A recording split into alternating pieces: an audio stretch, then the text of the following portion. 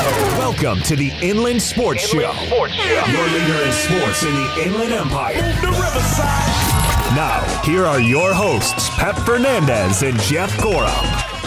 What is up? Another big Tuesday here in the Inland Empire, and welcome to the Inland Sports Show on Fox Sports IE 1350 AM. I'm Pep Fernandez. That's Jeff Gorham. Battling through sickness, Jeff locking kids in cars. Yeah. We're just lucky to be here today. Yeah, what a fun time yesterday. So you had fire trucks and policemen, all kinds of people at your house. Well, yeah, here's the deal. We were on the air yesterday. Yeah, doing a show for the people. And on a Monday. My wife, Carla, says, "Hey, when I got home." After you said you liked ugly, or she liked ugly guys? Was that after? No, this was. Yeah, it was after she said she liked all these ugly dudes. Including, okay, go ahead. I get home and my mother-in-law's at our house and she's sitting at the table and she looks like she's a beaten animal. Looked all sad and depressed. And Carla said, "Hey, we got something to tell you." And I go, "What?" So apparently during the radio show, Grandma drives over. Two of my boys are in the back seat of the car. She gets out of the car, gets Johnny, the 4-year-old, out of the car, shuts the door. Keys on the front seat, the car door's locked. Uh-oh. So you had That's bad. You had baby Zika. I've been there. You had Luke in there, sitting in the car seat, all tethered in, and a little yippy dog who I really wanted to punt because it always barks and nips at my feet. And they had to call the fire department to have him come out and jimmy rig the car windshield. So there was fire trucks, police trucks, all kinds of people. Yeah, in the house. and it was dark, so it looked like everything was lit up like a Christmas tree. People on the street came out of their houses. The ding-dong across the street from my house, he's a CIA agent, no joke. Yeah. And he goes, "Hey," the police guy shows up and he goes, "Hey, I'm a federal agent. Okay, what's going on here?" And the cop from Menifee was like, whatever, just stay away from me. "I know, you don't seem to understand. I'm a federal agent. What's going on here?" It's like, the kid got locked in the car. Grandma locked him in. And he was like, "Well, why didn't we just break the window?" And he goes, "Well, because we have technology now. We can open these things." So yeah, they got baby Luke out.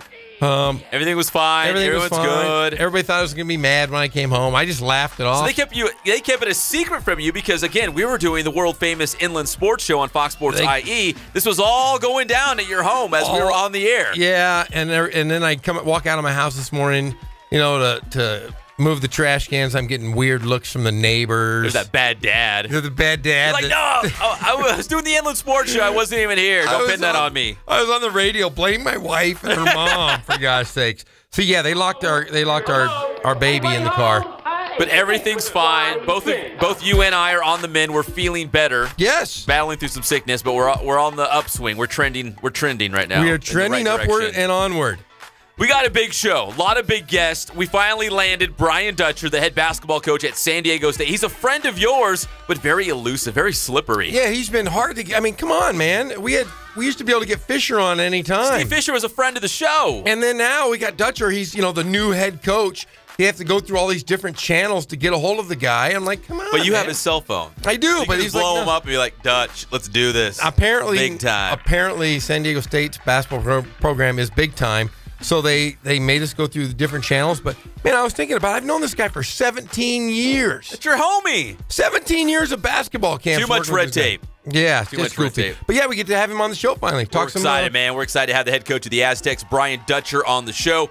We've also got Trent Rush, host. He's an Angels broadcaster and UC. I almost said Riverside. Yeah, I'm so used to it. UC Irvine play-by-play man. He's going to be live from Missoula Where you tonight. just were. Yeah, I was keeping the seat warm for him. The Anteaters up there taking on Montana. So we're going to check in with Trent. He's in Missoula right now. So we'll talk a little basketball with him. And then a little bit later in the show, they used to call him Super Bad. Star running back out of Heritage High School, Jamal Morrow. He's going to cap off a fantastic career for the Washington State Cougars as Wazoo plays Michigan State in the Holiday Bowl. That's coming up. So we're fired up to have Jamal Morrow. And then I think Jeff's wife is going to check in. Is that right? Yeah, we really got on her yesterday because she was mentioning all these guys, and they were all ugly guys. I'm like, man. Then I started looking this morning when I got up. I took a shower, and then I looked in the mirror and I went, damn, I'm really ugly. Your wife likes ugly guys. Yeah, I'm starting to see a trend here, and I was like, wait a second. So hopefully she'll call in and give us her take on why she likes ugly guys, apparently. So your wife, Carla, is going to call in and tell us some of the other guys that she might find attractive. And we're going to see if there's a trend, a theme here, if they're all ugly dudes. Yes, her deck the hall pass, as Greg told us. So, yeah, that will be her hall pass. I'll give her anybody on that list if she can romance them. I mean, it wouldn't be real hard. I've seen some of the guys, so... Yeah, that's your hall pass. We'll find out. She likes weird dudes. Weird dudes. Weird, ugly guys. So, and also John Margaritas, live from South Dakota, the UC Riverside women's basketball team taking on South Dakota today. In fact, he's going to join us about an hour before their tip-off. So that's pretty cool. He's going to join us live from South Dakota where the Lady Highlanders are in action. All of that and much more. It's all brought to you by our good friends at Spoiled Quick Quality Oil Change. You'll be spoiled by great customer service and low prices. Get your car in there before Christmas. Make sure you're going strong as you drive to all those holiday parties. Don't want to break down on the 91. That's like my worst nightmare. Ken Sporting Goods, more than 40 years in the Inland Empire and counting. They dominate with all your sporting gear needs and Letterman's jackets. Boost Performance Training in Corona. Coach Ray Bass. You know he's the best. Doesn't matter the sport. Doesn't matter the level. He'll get you even better, improved performance on the field, on the courts. Ray Bass, boosttrainingsystems.com, and Catalano Motors in Corona off Temescal Canyon Road. You can buy, trade, finance any of those cars, or an SUV, or a minivan if you're like Jeff. Catalano Motors off Temescal Canyon Road in Corona. Real quick before we hit the commercial break, a couple quick headlines. Kobe Bryant had his number 8 and 24 retired last night at the old Staples Center in Los Angeles. They lost in overtime to the Warriors. And, Jeff, you quickly pointed out that Kobe actually left before the game was over. Hey, he's all right. Real Kobe move. He had to get his jerseys retired, move. But you notice he had his daughter. She looked like she was maybe under 1 year old. She was running around like a maniac. I got 3 kids, and I got a 1-year-old, and sometimes they just don't want to cooperate, so you got to get them home. That's what happened. Is that what happened? We could talk more Kobe later in the show. I just wanted to put it out there. I know you're a Kobe fan. Greg's a Kobe fan. Whatever. Yeah, but he didn't thank his teammates. I was a little surprised at that. And he voiced his own, what do you call it? It was like a tribute to Kobe. The montage? And he voiced it himself. It was his voice. So he was like standing back, watching his video, admiring his own work. While I'm like, man, that's the most Kobe thing that could ever be done. I love that. I love that guy. Do you? I do. That's like Ricky Henderson calling himself Ricky. Ricky, I am the greatest of all time. It's the best. If you have to say it yourself, that's a problem. I love it. I love Kobe Bean Bryant. So he had a nice suit on, though. Yeah, really nice. He's got a lot of money. Yeah. Number 8 and 24 now hanging in the rafters at Staples Center. And they sandwiched the Chick Hearn jersey up there. And I saw some other people were like, man, poor Chick Hearn. Why? Some other radio folks out there. Why all the hate? I mean, it's just because you're... Some Fox Sports family members who said that. No, I didn't. No, that wasn't me. That was somebody else. But you had to bring out. You had to bring out that dirty laundry. I was just retweeting it. That is some BS, man. Just on the retweet, Jeff. Hey, and one more thing, though. So the Spurs beat the Clippers 109-91. Kawhi Leonard had only 7 points in 16 minutes. They're really limiting that minute restriction as he comes back from this quad injury. So it's not seeing a lot of action yet, but he did play. But he did have a streak snapped. He had 110 straight games with double-digit scoring. So with only 7 points last night in that win against the Clippers, that streak is snapped. That's third longest in franchise history, only behind the Admiral, David Robinson, and the Iceman, George Gervin. So George Gervin was the greatest finger roll player of all time. One thing I could do is finger roll. There was I think it was a Nike commercial when I was a kid that George Gervin, he was for the Admiral, but then George Gervin came out. He's like, one thing I could do is finger roll. God, he was the greatest. George Gervin had the ugliest shot, though. He shot one-handed. You notice that? He would, like, pull the ball up, and he'd release his other hand and shoot one-handed. So, really strange, but great player. So, Kawhi Leonard's scoring streak snapped in that one, but certainly some big names in the San Antonio Spurs organization that his name is next to now. When we come back, we're going to hoop it up more as we go back live to Missoula, as Jeff likes it. As Montana's taking on UC Irvine tonight. I was keeping that seat warm for our good friend Trent Rush up there. I'm sure it's still cold. In fact, I think there's a winter storm blowing in. Maybe it was yesterday or today. I'll have to ask him about that. What if they got stuck? Did you leave him a love note underneath the seat? Because you guys are going to be in the same seat. The same chair. I should have left him a little message and taped it underneath the table. He's going to be in the same spot. We come back. We'll talk basketball, and we'll talk a little Angels baseball with Trent Rush right here on the one and only Inland Sports Show on Fox Sports IE 1350 AM.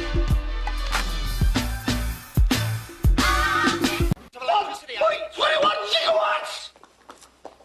1.21 gigawatts!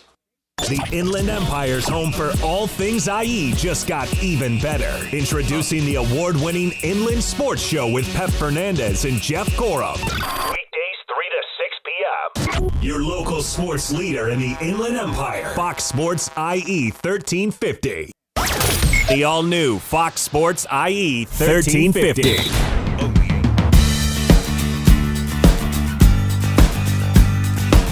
We're small, family-owned, strive for quality pre-owned vehicles. We're not a volume dealer, and we take every deal as personal to us.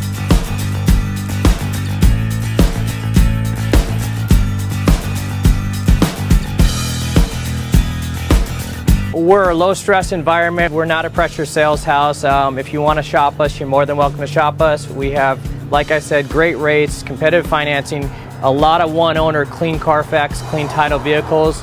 As you see, we have Carfax everywhere. That's most important to us, to educate our customers before they make a purchase.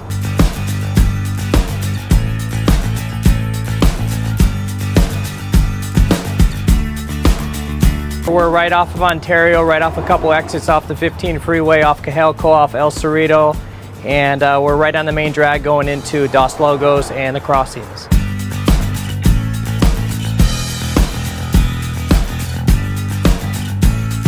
We have great financing, we have great lenders that we're using. We do buy, sell, trade, cash for your car. Whatever we need to do to help accommodate the customer, that's what we're here for.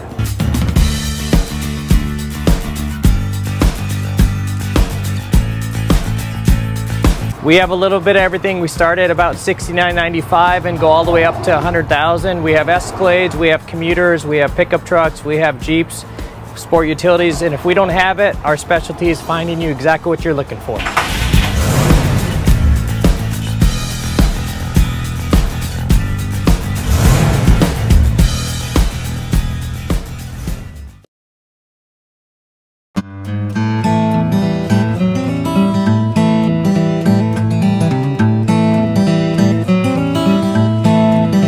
Focus on the customer here.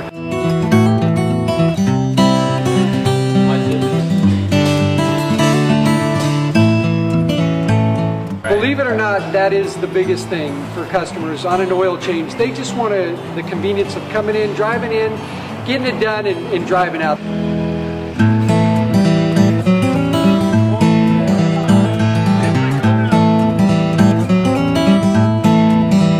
Just greet them, get them going, and they're done in about 10 minutes or so.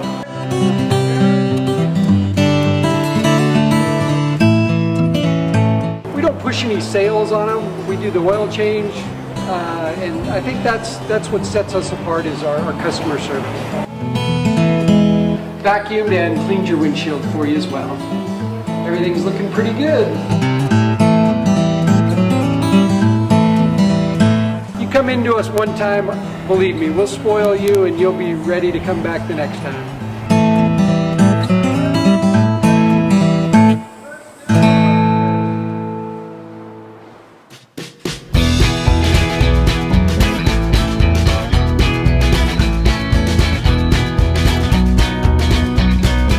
Thank God, first of all. I thank the great people that I've got around me that help support me, the people that work for me. As I started, if it wasn't for the people around me, we probably wouldn't be here right now, but I've got a great staff. I've got great people that do stuff for us outside the store, and we've been very, very fortunate.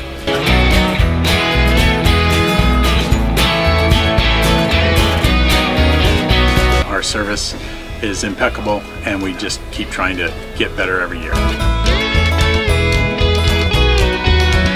We can do online stuff for your teams, as well as, like I said, the screen printing, the embroidery. We also have 3 women that do extra sewing for us, like tackle tool on uniforms, or the bling or rhinestones for different shirts for the ladies. That's why we have certain racks just for certain schools, and the fun about that is that it turns into other schools that may come in here that aren't as close, that we can do stuff for them as well. We've had very, very good customers throughout the years, and it's just been a blast.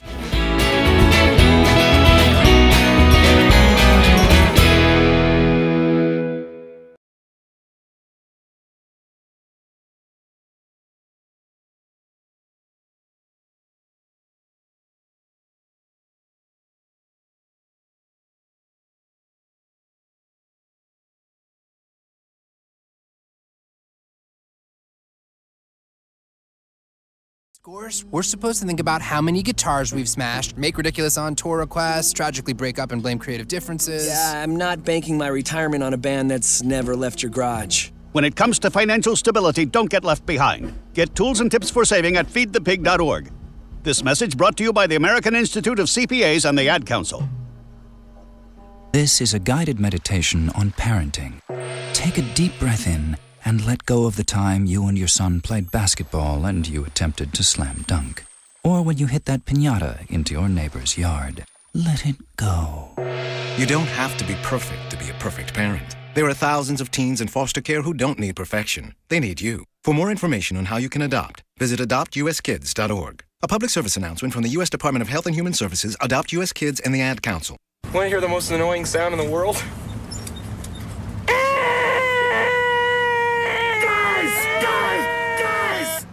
Fellas, you think we could listen to the radio or something? We're back to the Inland Sports Show. Here are your hosts, Pep Fernandez and Jeff Gorham. And welcome back to the one and only Inland Sports Show on Fox Sports IE 1350 AM. I'm Pep Fernandez. That's Jeff Gorham. We got more football talk a little bit later in the show, but right now we're going to switch gears. And we're going to hoop it up because, Jeff, I was just live from Missoula. Yes, you were. And our good friend Trent Rush is up there with UC Irvine taking on the Grizz. And Trent, you probably noticed this right away. They love Montana sports up there, especially football and basketball. What's it like in Missoula right now as you're just a couple hours away from tip-off?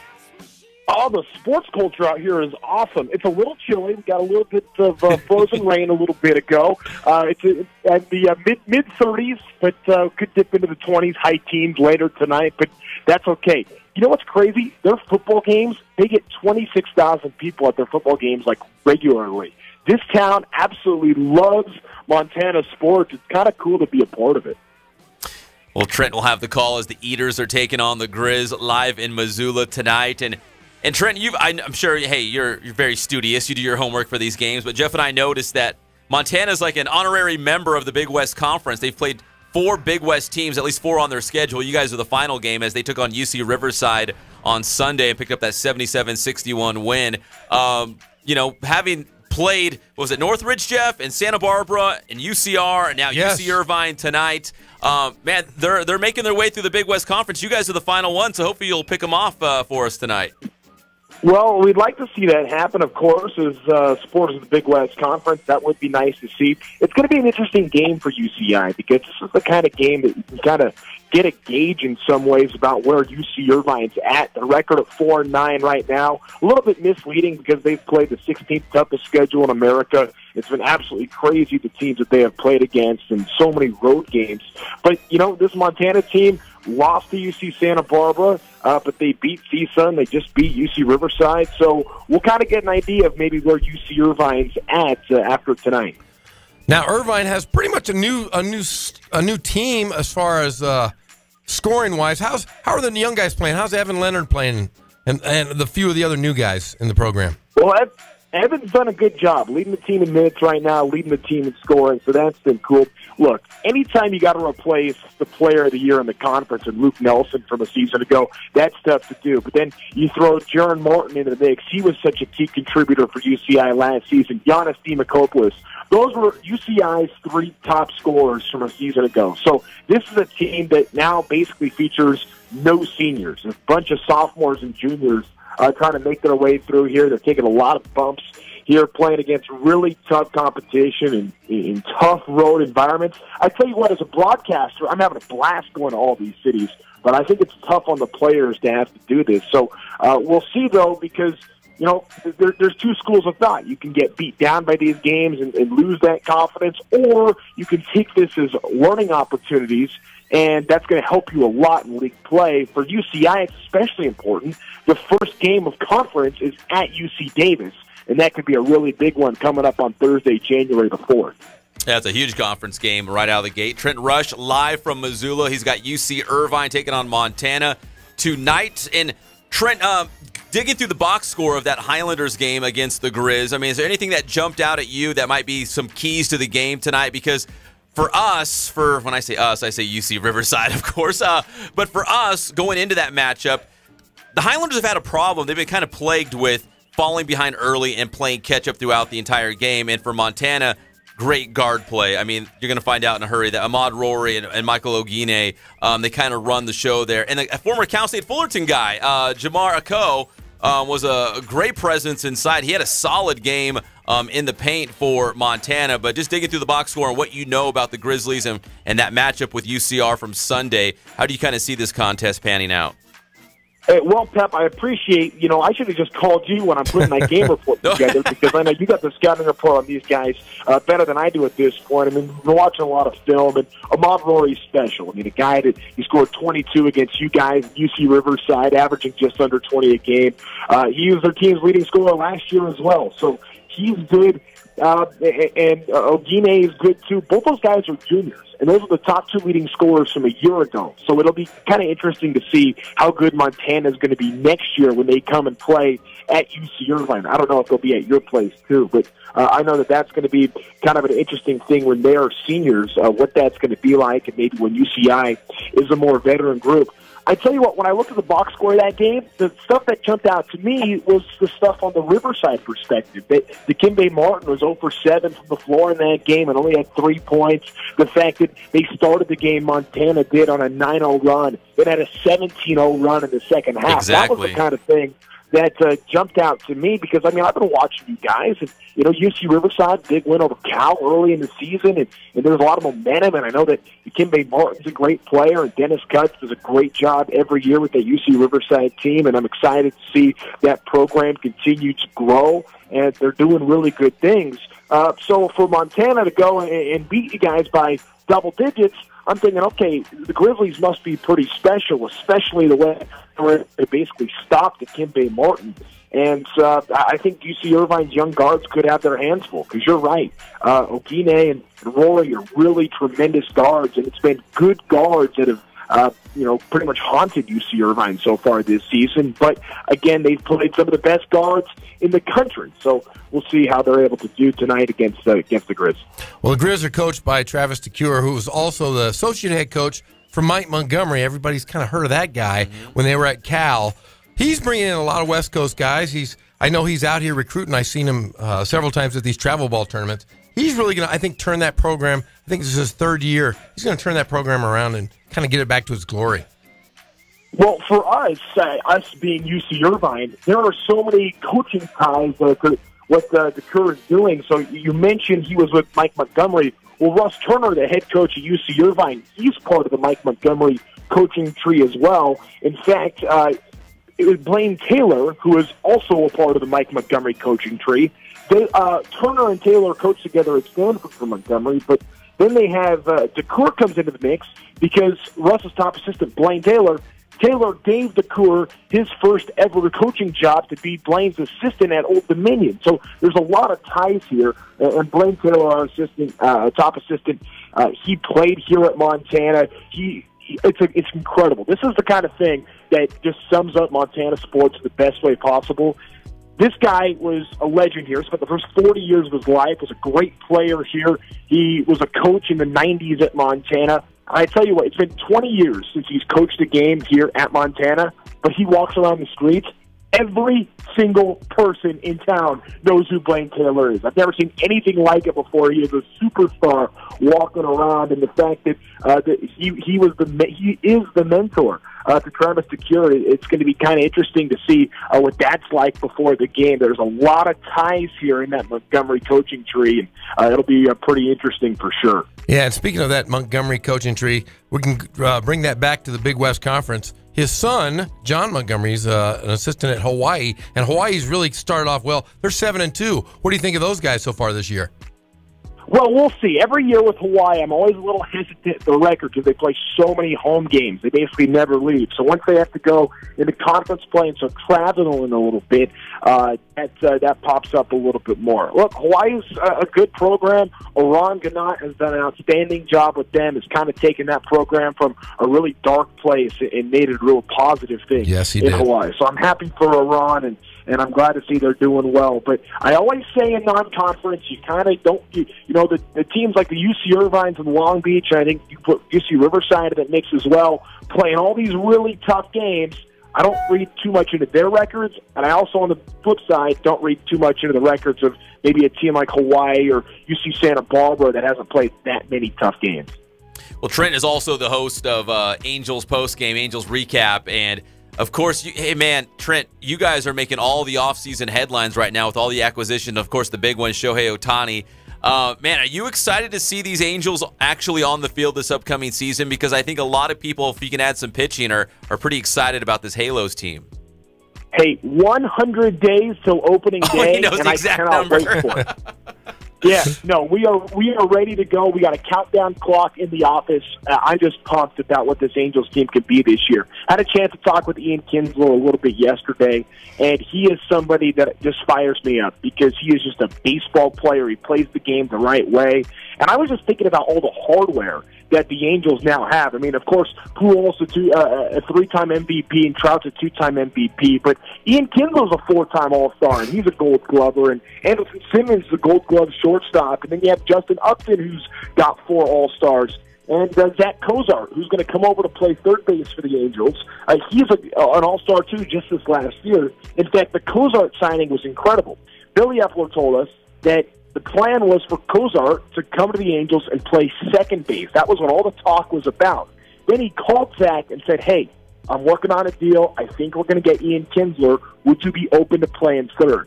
And Cozart says, look, any way to help the team, I want to be a part of this. You guys have something special going on. I want to be with the Angels. So he made it work. And that's the kind of guy that Cozart is. Ian Kinsler, that same way. Everything I hear about Shohei Ohtani, I haven't had a chance to beat him yet, but from everything that I hear about him, it's just high-character guys. So this is a team that's built with a lot of leaders, high-character guys who, oh, by the way, happen to be incredible baseball players. I'm not sure that this makes the Angels the front runner in the AL West. I think that's still Houston. But the Angels are now in the have part, in a league that's become haves and have-nots. And I'm excited about what the Angels can be because this is a team that now the expectation can be not just about getting to October, but then performing once they're there. Well, the Angels are certainly going all in this offseason to make some noise this upcoming year. Trent, best of luck on the call tonight. UC Irvine taking on the University of Montana live from Missoula. And I know, excuse me, there's a cold front blowing in up there in Montana. If you get stuck in the airport, I recommend there's a little place that has grilled cheese sandwiches. If you're into grilled cheese, it's very good. I hope I don't have to find out about it because I'm flying out tomorrow at 6 a.m., and hopefully we can beat this cold front. We got a game in Idaho to get to. So I appreciate it. Pep, Jeff, thank you. Trent, you're the best, man. We got to talk more Angels very soon, okay, brother? Sounds good. Looking forward to it. And we'll see you on the road. Yeah. All right, that's Trent Rush. We appreciate the brother. And live from Missoula, man, is Montana picking up another Big West Conference school to play. They beat us, UC Riverside, right? Yeah. And they also beat Northridge. Yeah. Everybody's beat Northridge this Santa year. Barbara got them. Yeah, it's true. So we'll see what UC Irvine does tonight. Trent Rush up there, live from Missoula. And yes, those grilled cheese are actually pretty good up there in that airport. I was surprised. Really good grilled cheese. Not cheap. I guess like a 7-layer cookie bar thing. It was really good. You're the only man I know that would just order a grilled cheese sandwich. That's it, brother. That's all I went for. Grilled cheese. I like grilled cheese with government cheese. That's You're my old favorite. school, man. Old school government cheese. Oh, yeah. On a nice piece of Weber's. Oh, that's really fine. Like just white bread, right? Yeah. White bread, government cheese. Can't melt it, but it's pretty good. When we come back to another cold weather spot, as we're spanning the globe today on the Inland Sports Show. We are. Head coach John Margaritas from the UC Riverside women's basketball team will be live from South Dakota. If we can get the cell phones going, right, Jeff? I know they're having some cell reception out there. It's cold. They might be getting some snow as well. I think the northern part of the country is getting blanketed with some nasty weather right now. They're taking snowmobiles to the game. We'll talk a little Highlander basketball with head coach John Margaritas when we come back. It's the one and only Inland Sports Show on Fox Sports IE 1350 AM. Go join your friends, you wiggles.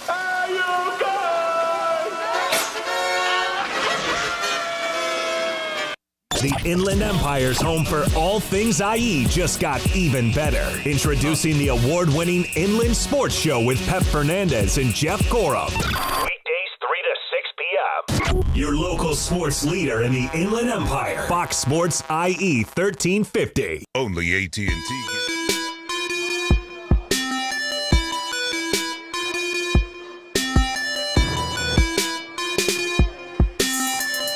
I played once upon a time at Centennial High School. I was actually on the first ever CIF championship team back in 2000, and then my senior year we won it again.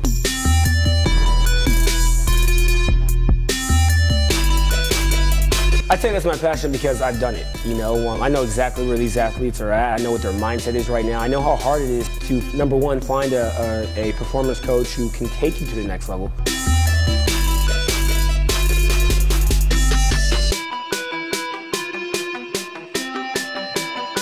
What sets us apart has to be, you know, how we work with our athletes and what we know.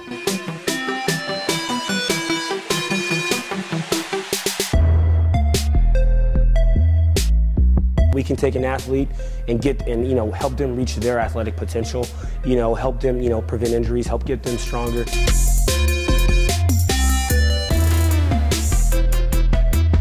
I know every single athlete who steps into this gym. I know exactly where they're at, and I'm going to progress them every week. If you're not getting results, then, you know, what's it about? We're going to deliver something that's measurable, you know, in terms of speed, power, you know, strength, agility.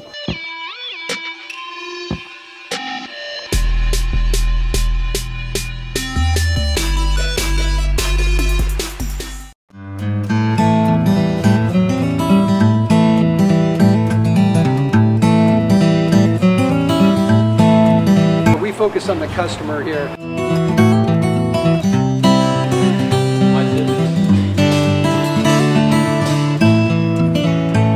Believe it or not, that is the biggest thing for customers on an oil change. They just want the convenience of coming in, driving in, getting it done, and driving out.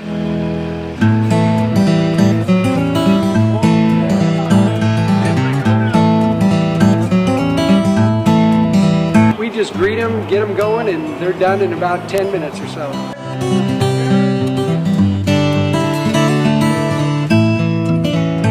We don't push any sales on them. We do the oil change, and I think that's what sets us apart is our customer service. Vacuumed and cleaned your windshield for you as well. Everything's looking pretty good. You come into us one time, believe me, we'll spoil you and you'll be ready to come back the next time.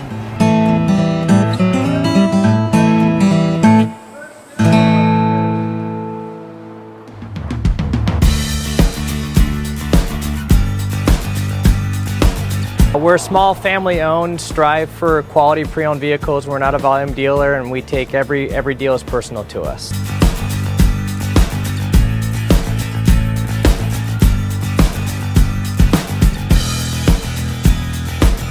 We're a low-stress environment. We're not a pressure sales house. If you want to shop us, you're more than welcome to shop us. We have, like I said, great rates, competitive financing, a lot of one-owner, clean Carfax, clean title vehicles. As you see, we have Carfax everywhere. That's most important to us, to educate our customers before they make a purchase.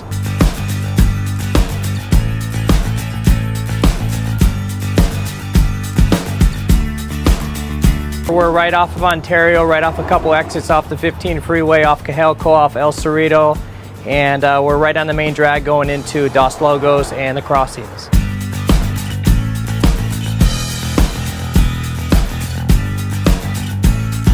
We have great financing, we have great lenders that we're using. We do buy, sell, trade, cash for your car. Whatever we need to do to help accommodate the customer, that's what we're here for.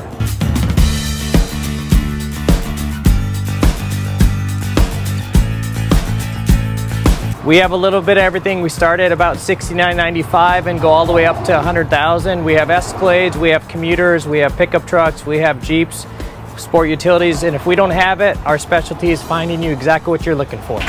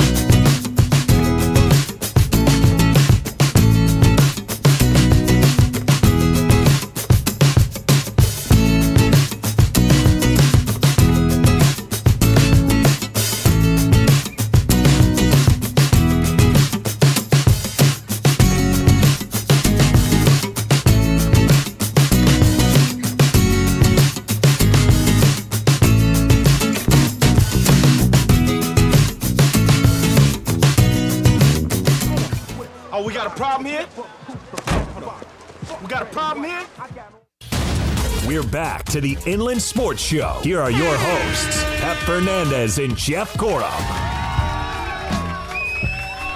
I hope you brought your big winter jacket, your warm clothes, Jeff. It's a very chilly Inland Sports Show. We went live from Missoula. And pretty soon we're going to South Dakota to catch up with the UC Riverside women's basketball team. John Margaritas and the Highlanders taking on South Dakota. In about an hour and a half, he's going to join us for a little live pregame show action here on the Inland Sports Show. He is. They're efforting to call in right now. They've got they're on a dog sled right now. Picture the Iditarod. Margaritas is on the end. Coach Margaritas and his staff wearing parkas and beanies, and they're going across the plains to get to this next game. The South Dakota. Are they the Jackrabbits? I want to say they might be the Jackrabbits. Let's take a look. Google that. Welcome back to the Inland Sports Show on Fox Sports IE 1350 AM. Are they the Jackrabbits? Yeah, they are. I know my Jackrabbits, man. No, we've been talking hoops. We just had Trent Rush live from Missoula as UC Irvine was taking on Montana tonight. I just came back with UC Riverside and that Montana trip. And we, praise the Lord, we made it out of Missoula with no snow. I told my wife, you know what? They're talking about a big cold front coming through. What if I got stuck up here? She's like, you better not get stuck up there. You will find a way to get back home. Because you got Christmas parties and kids. I got parties. And I had a Christmas concert last night for one of my kids and all kinds of stuff going on as we, Christmas is less than a week away next Monday, right? Holy cow, Isn't it? Yeah. Have you gone Christmas shopping yet? Not really. You haven't? My wife does most of that, but I know you did. I did all mine online. All of it. I do not. I refuse to go in stores. See, and you give me a hard time about not being a people person. I just don't like stores. I don't like shopping. I haven't gone clothing shopping. Well, maybe that shouldn't say. I haven't gone clothing shopping, for myself. Yes. In like 15 years. So my wife does all of my shopping for me. She dresses you. Yeah, I don't know. I don't know. She just likes ugly guys. Ugly guys with ugly I'm wondering clothes. if I should get a stylist. Yeah, but it is the Christmas time. There is crazy weather going on all over the place, from Missoula to South Dakota. One guy who's enjoying I'm assuming some great weather down in Florida. We got the Roosevelt High School boys basketball team down in Orlando. I've been texting with head coach Steven Singleton. He's a friend of the show, right, Jeff? Love that guy. He's a great dude. He got a great team, and he's got a good. He's a funny dude, so I really like him. He's a real man's man. We're going to try to get him on the show tomorrow because right now they're still in Florida. In fact, he texted me. They beat Cooper Hills High School from Utah today, 53-44.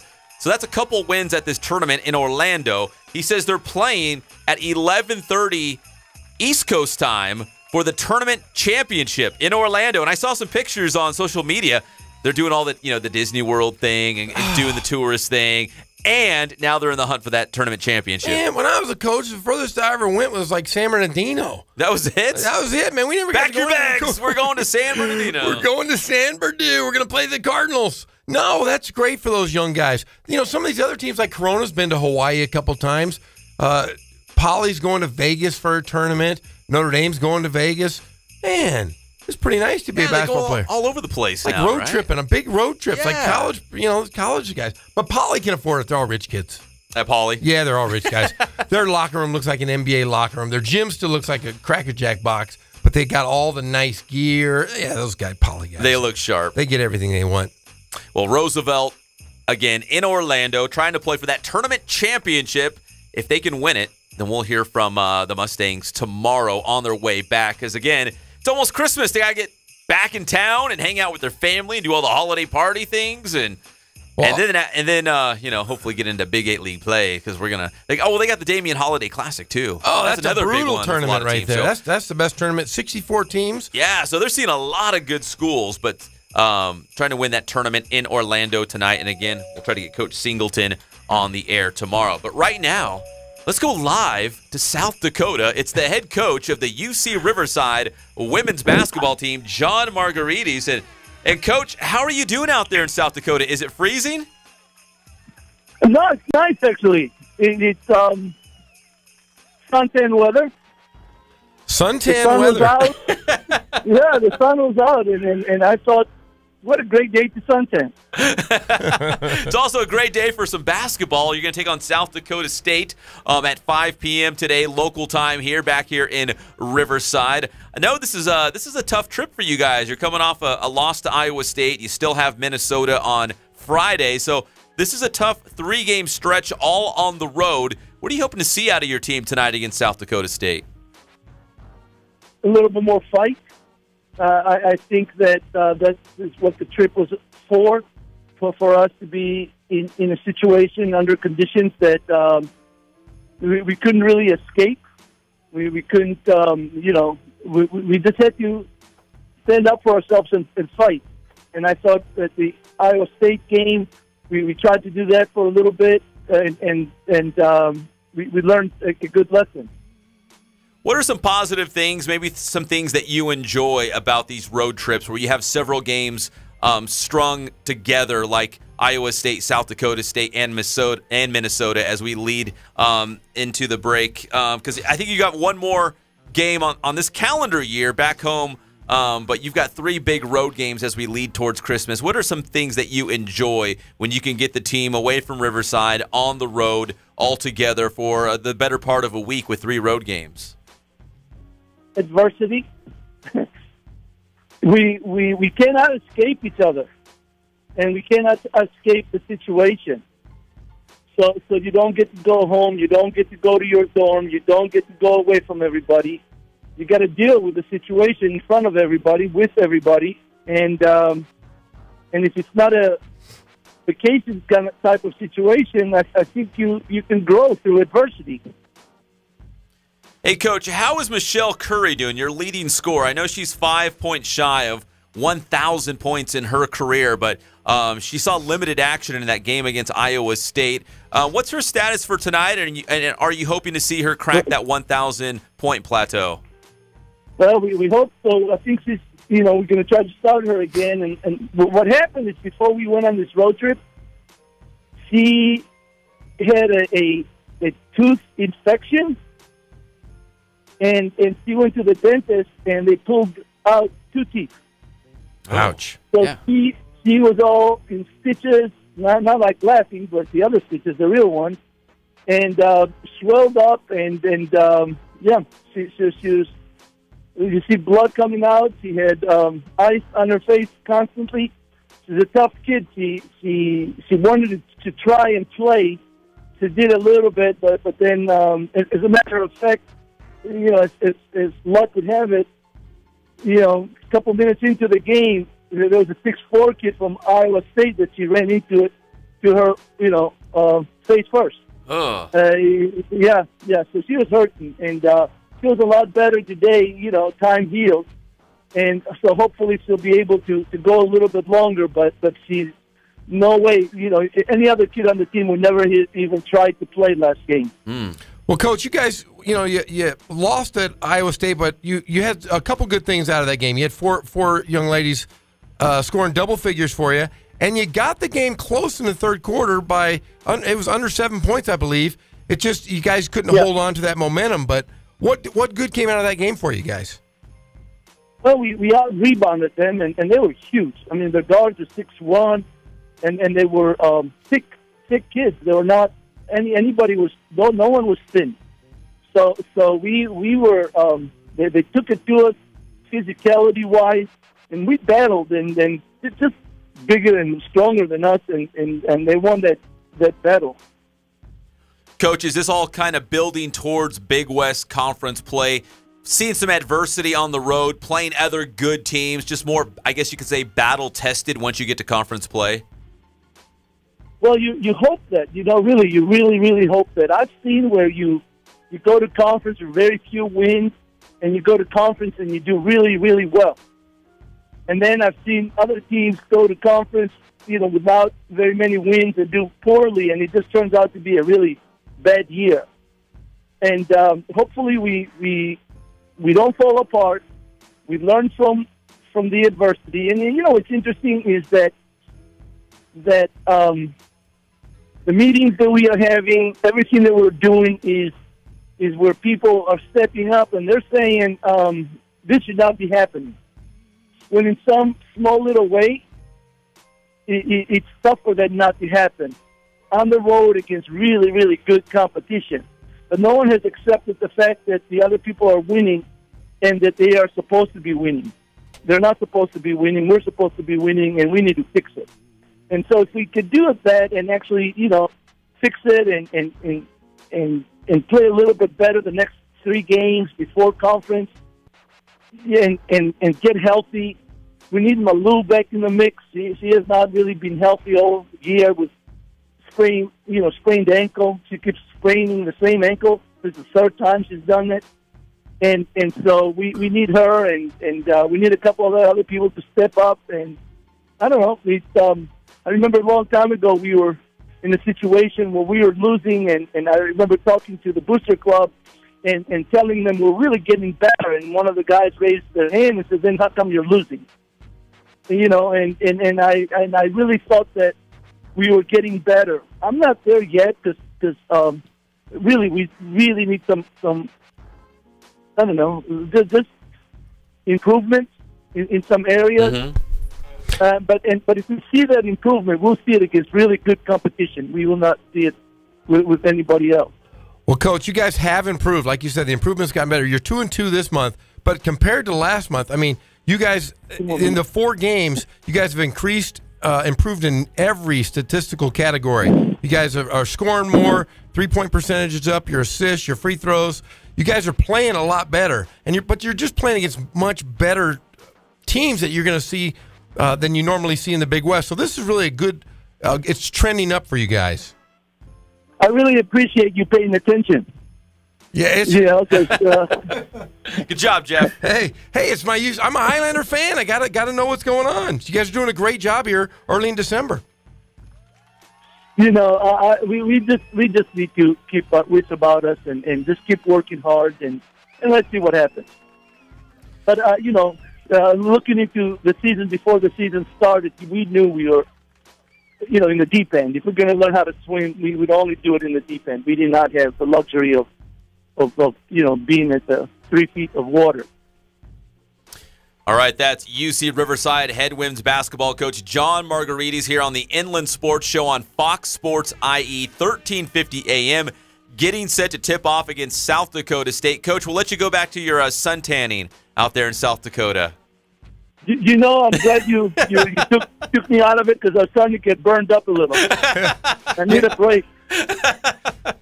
I'm sure it's perfect conditions for sun tanning in South Dakota. Hey, Coach, but seriously, best of luck tonight against South Dakota State and, of course, on the road at Minnesota Friday as well. Thank you, Coach. We sincerely appreciate the time. Thank you, guys. Take care. Thanks, Coach. Thank you, Coach. That's John Margaritas, head women's basketball coach at UC Riverside. Jeff did his homework. He was paying attention. Yeah, I mean, Coach was impressed, Jeff. Well, like I said, they didn't have the greatest month of November, but you looked at their stats. They've improved every single game since. They're 2-2 right now in the month of December, playing 2 Big Ten teams. They're going to get better. And when you play great teams, they played UCLA, they played Stanford, they played USC at home. Yeah, that's a tough stretch. That's a big schedule. And then you go out and play Big Ten teams. That will get you ready for the Big West. And I'm telling you, Coach Margaritas is one of the best coaches I've seen in this area in a long time. The record might not show how good they are at this time, but Big West competition is coming up, and they're going to be really tough to beat. It's part of a learning experience too, right? I mean, what's the value in going on the road and playing a bunch of, I don't know, Division IIIs or NAIAs and beating people up, and then you get to conference play and you're like, ooh, we haven't been through adversity. We haven't been in tough situations. How do we fight through this? Yeah. You go on the road and play, let's say, those are heavyweights. Yeah, Big 12, Iowa State, Big 10, Minnesota. Hopefully they'll get a win tonight against South Dakota State. I mean, that's a learning experience. You go through some growing pains when you go on the road and play good teams. Yeah, and going on the road itself is tough. I mean, they're going to be gone 6-7 days. They've got to live together. They got to do everything they can together. As Coach said, you can't escape each other. No. You're stuck with each other on the road. So it does. It brings you either together or it pulls you apart. And I think Coach Margaritas has done such a great job over the years at UC Riverside. He's going to pull those young ladies together, and they will be ready. They're going to play a much easier schedule come Big West that they're going to have a shot to actually, make the tournament. He's done it before. We've seen it. And how about their leading scorer, Michelle Curry, who had teeth removed? That sounds painful to sleep, definitely eat, let alone running into another player. Did he say it was off a screen? Yes. Slamming into another player on a screen? Man. Off a 6'5" girl, he said. Oh, yeah. Oh, Iowa State. My teeth are cringing as I think about that.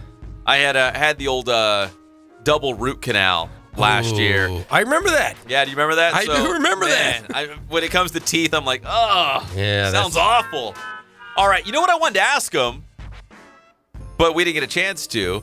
He's a big Chicago Cubs fan. Oh, that's right. Coach Margaritas. He is. And I was going to ask him, hey, are the Chicago Cubs going to land Dodgers pitcher Yu Darvish? Darvish is a free agent. He's looking at the Cubs. In fact, they met. They said both sides left the meeting smiling and all happy. Oh. So I was going to ask Margaritas, hey, are you still in Darvish to the Cubs? What's going on here? Hey, and there's some Riverside implications there, or Inland Empire implications with that deal possibly. Yes. If Yu Darvish goes to the Cubs, it has some IE implications not only for the Cubs, but also for the Dodgers. We're going to get into that when we come back here on the one and only Inland Sports Show on Fox Sports IE 1350 AM.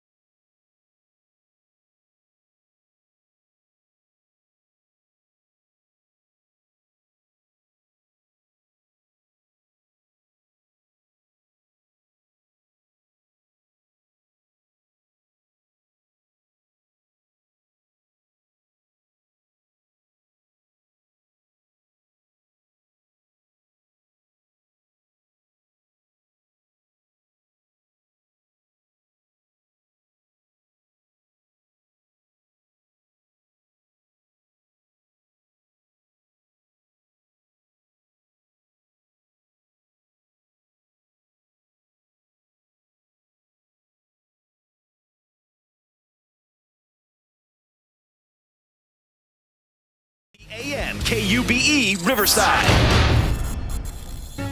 Paging Mr. Herman. Mr. Herman, you have a telephone call at the front desk. Now back to the Inland Sports Show. Here's Pep and Jeff. And welcome back to the one and only Inland Sports Show on Fox Sports IE 1350 AM. Proudly brought to you by Spoiled Quick Quality Oil Change, Ken's Sporting Goods, Boost Performance Training in Corona, and CATALANO Motors in Corona off Temescal Canyon Road. I'm Pep Fernandez. That's Jeff Gorham. Here every single day of your life, 3 to 6 p.m. weekdays on Fox Sports IE 1350 AM. Nothing but the good stuff in the IE, Jeff. And every day, we're like, what are we going to talk about today? There's so much going on locally at the national level that has Inland Empire roots. So many things to talk about. Usually we go through 3 hours. We're like, man, we could have kept going. We could have done it for the people. You know, what's funny is that, people are listening, and I'm getting phone calls, I'm getting tweets, I'm getting texts saying, hey, can you talk about this? And we're like, hey, people are calling us, wanting to get on this show and talk about what's going on here in the Inland Empire. It's kind of nice to see, kind of nice to hear. So there's always big national headlines, of course, always. And we keep track of those on the Inland Sports Show. Always. But somehow there's always an angle that comes back to the IE. It's all about the 909 and the 951. So there's talks right now that Yu Darvish, remember the Dodgers picked him up for the home stretch last year to get them to the playoffs. Oh, yeah, he wasn't real great in the postseason. He wasn't fantastic in the playoffs, but still a good pitcher, probably number 2 in somebody's rotation. Yeah, Could be the Dodgers, right? I would keep him personally. You would keep him? I would keep him. If I was the GM of the Dodgers, I'd keep him. Well, he's going to get paid somewhere. Yes, he is. He's talking to the Cubs, as we mentioned right before the break, and the Cubs really like him, and he really likes the Cubs, so he could end up in Chicago as the Cubs are loading up to knock off the Dodgers, right, in the National League. Exactly.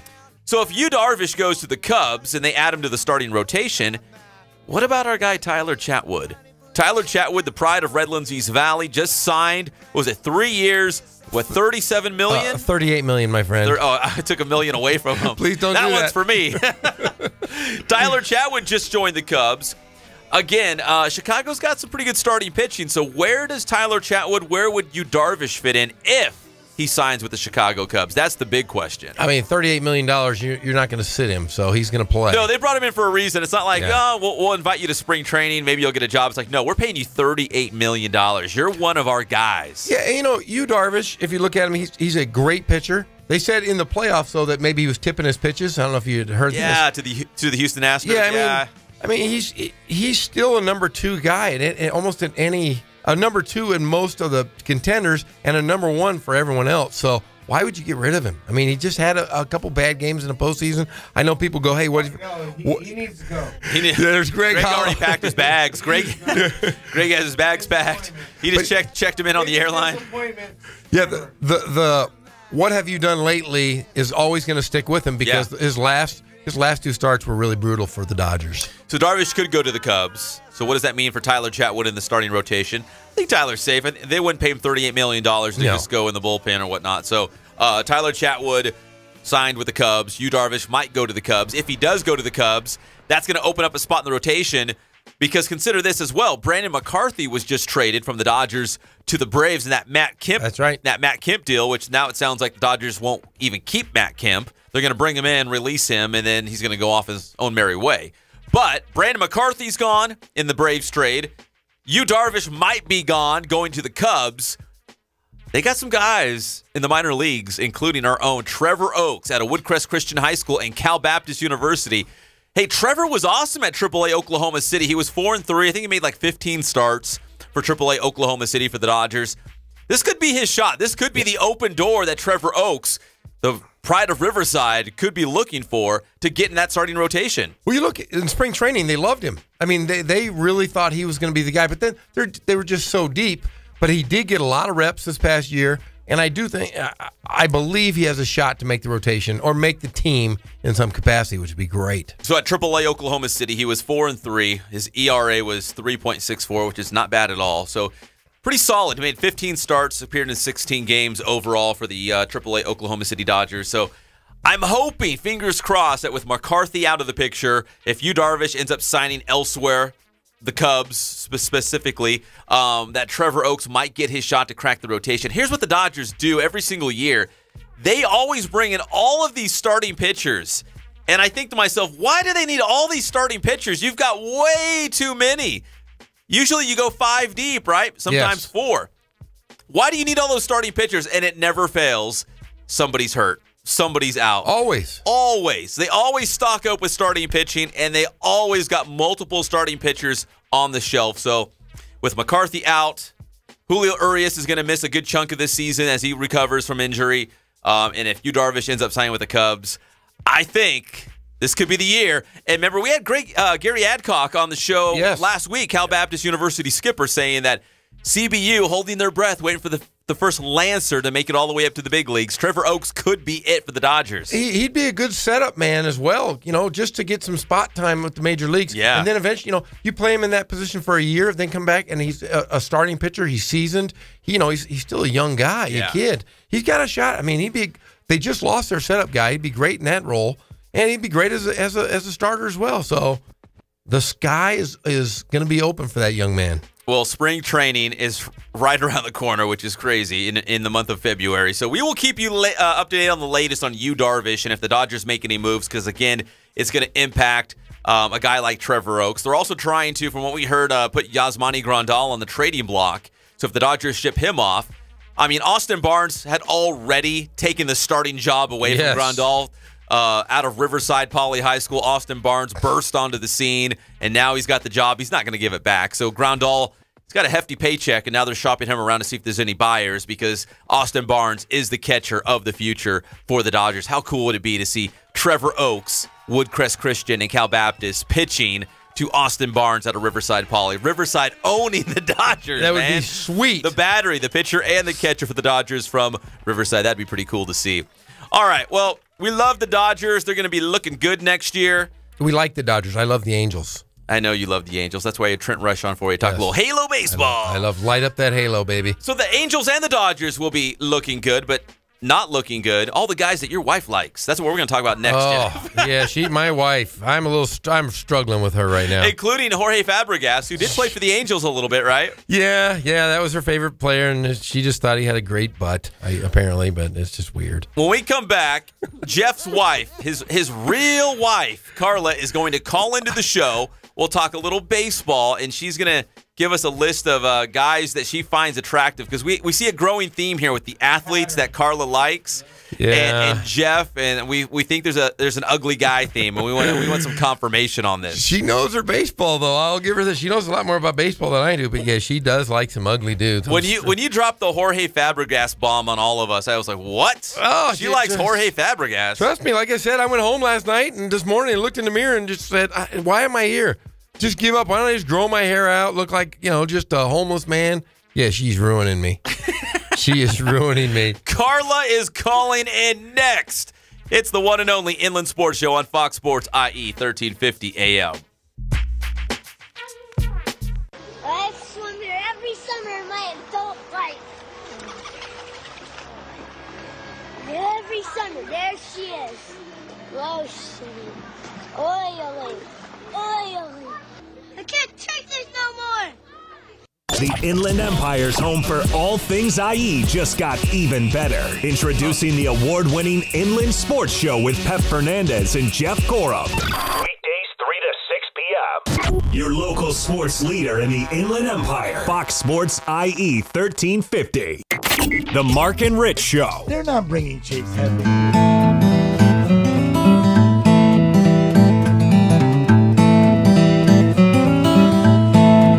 We focus on the customer here.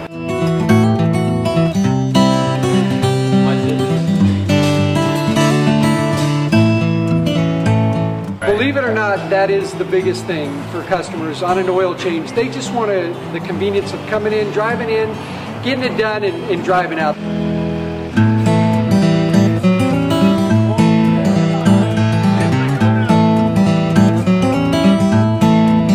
We just greet them, get them going, and they're done in about 10 minutes or so.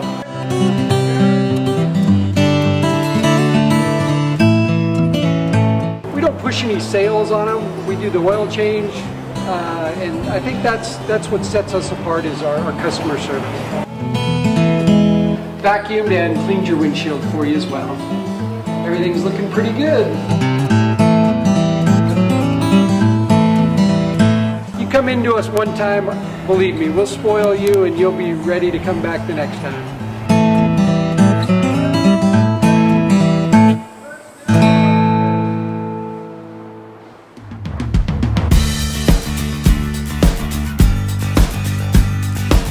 We're small, family-owned, strive for quality pre-owned vehicles. We're not a volume dealer, and we take every deal as personal to us.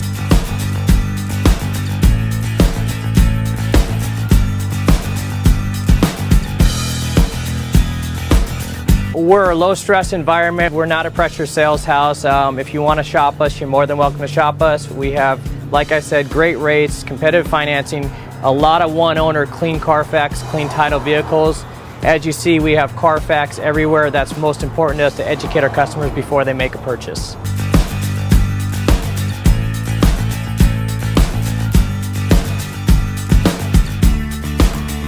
We're right off of Ontario, right off a couple exits off the 15 freeway, off Cajalco, off El Cerrito, and we're right on the main drag going into Dos Logos and the Crossings.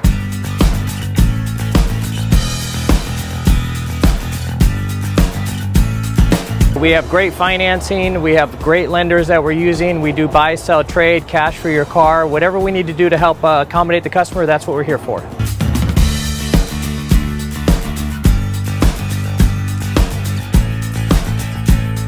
We have a little bit of everything. We start at about $69.95 and go all the way up to $100,000. We have Escalades, we have commuters, we have pickup trucks, we have Jeeps, sport utilities, and if we don't have it, our specialty is finding you exactly what you're looking for.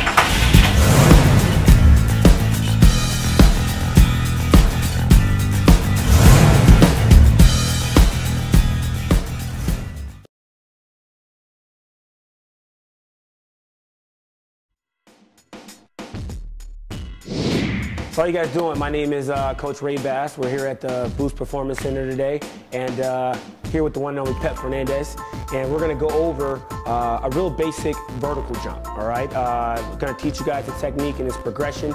This is a great drill for really any sports, really emphasizes pure power production through the hips, and power is really important for basically any type of athlete, whether you're a football player, track, soccer, basketball. You know, we all want to be powerful, strong athletes. So we're going to go over that today. All right, so first things first, I'm going to have Jacob go ahead and stand with his feet underneath his hips. So you want to have your toes pointed forward. You want your feet to be about hip width, all right? He's going to have his shoulders flexed, all right, in front of his body. So arms up in front. Okay, now, the most important part here is what's called a counter movement. And what that is I'm going to throw my shoulders back into extension, all right? I'm going to flex my hips, all right? So the shoulders are going to be flexed, and the hips are going to, the shoulders are going to be extended and the hips are going to be flexed, all right? And then we follow that up with shoulder flexion and hip extension. It's got to be really fast, all right? So right now, I'm just going to show you the first phase of that. So Jacob, I want you to drop your hips into flexion. I want you to throw your arms back into extension when I say go. Ready? Go. Right there. So come up. That's the most important movement there. So after that, it's the landing, all right? So we want to get as high as we can. As I go up, I want to extend through my hips, through my knees, I want my toes pointed up. And when we land, I'm going to land back into that hip flexion, arms extended, and I want to stick the landing, all right? So we're going to go over it now. So now we're going to actually jump here, Jacob. I want to see that counter movement. Go ahead and walk a little bit closer to the hurdle here. We're going to extend on the way up. As we elevate, extend through the hips and the knees, stick the landing, throw the arms into extension. Here we go. Ready? On you.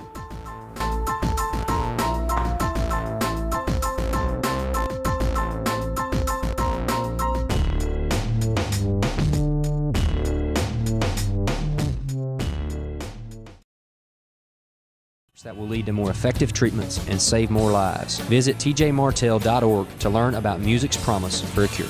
As I went through school, one giant question loomed over me. What did I want to be? First, I had to decide what I wanted to make. I wanted to make more, so I became a teacher. Now I make learning a privilege, not a chore, and frustration a tool, not an obstacle. I make working hard seem easy, and giving up impossible. I'm a teacher. I make more. Find out how you can make more at teach.org. Make more, teach. Brought to you by Teach and the Ad Council. You're naughty. And then I take my naughty pet and I go. Oh! I killed it! I killed my sail!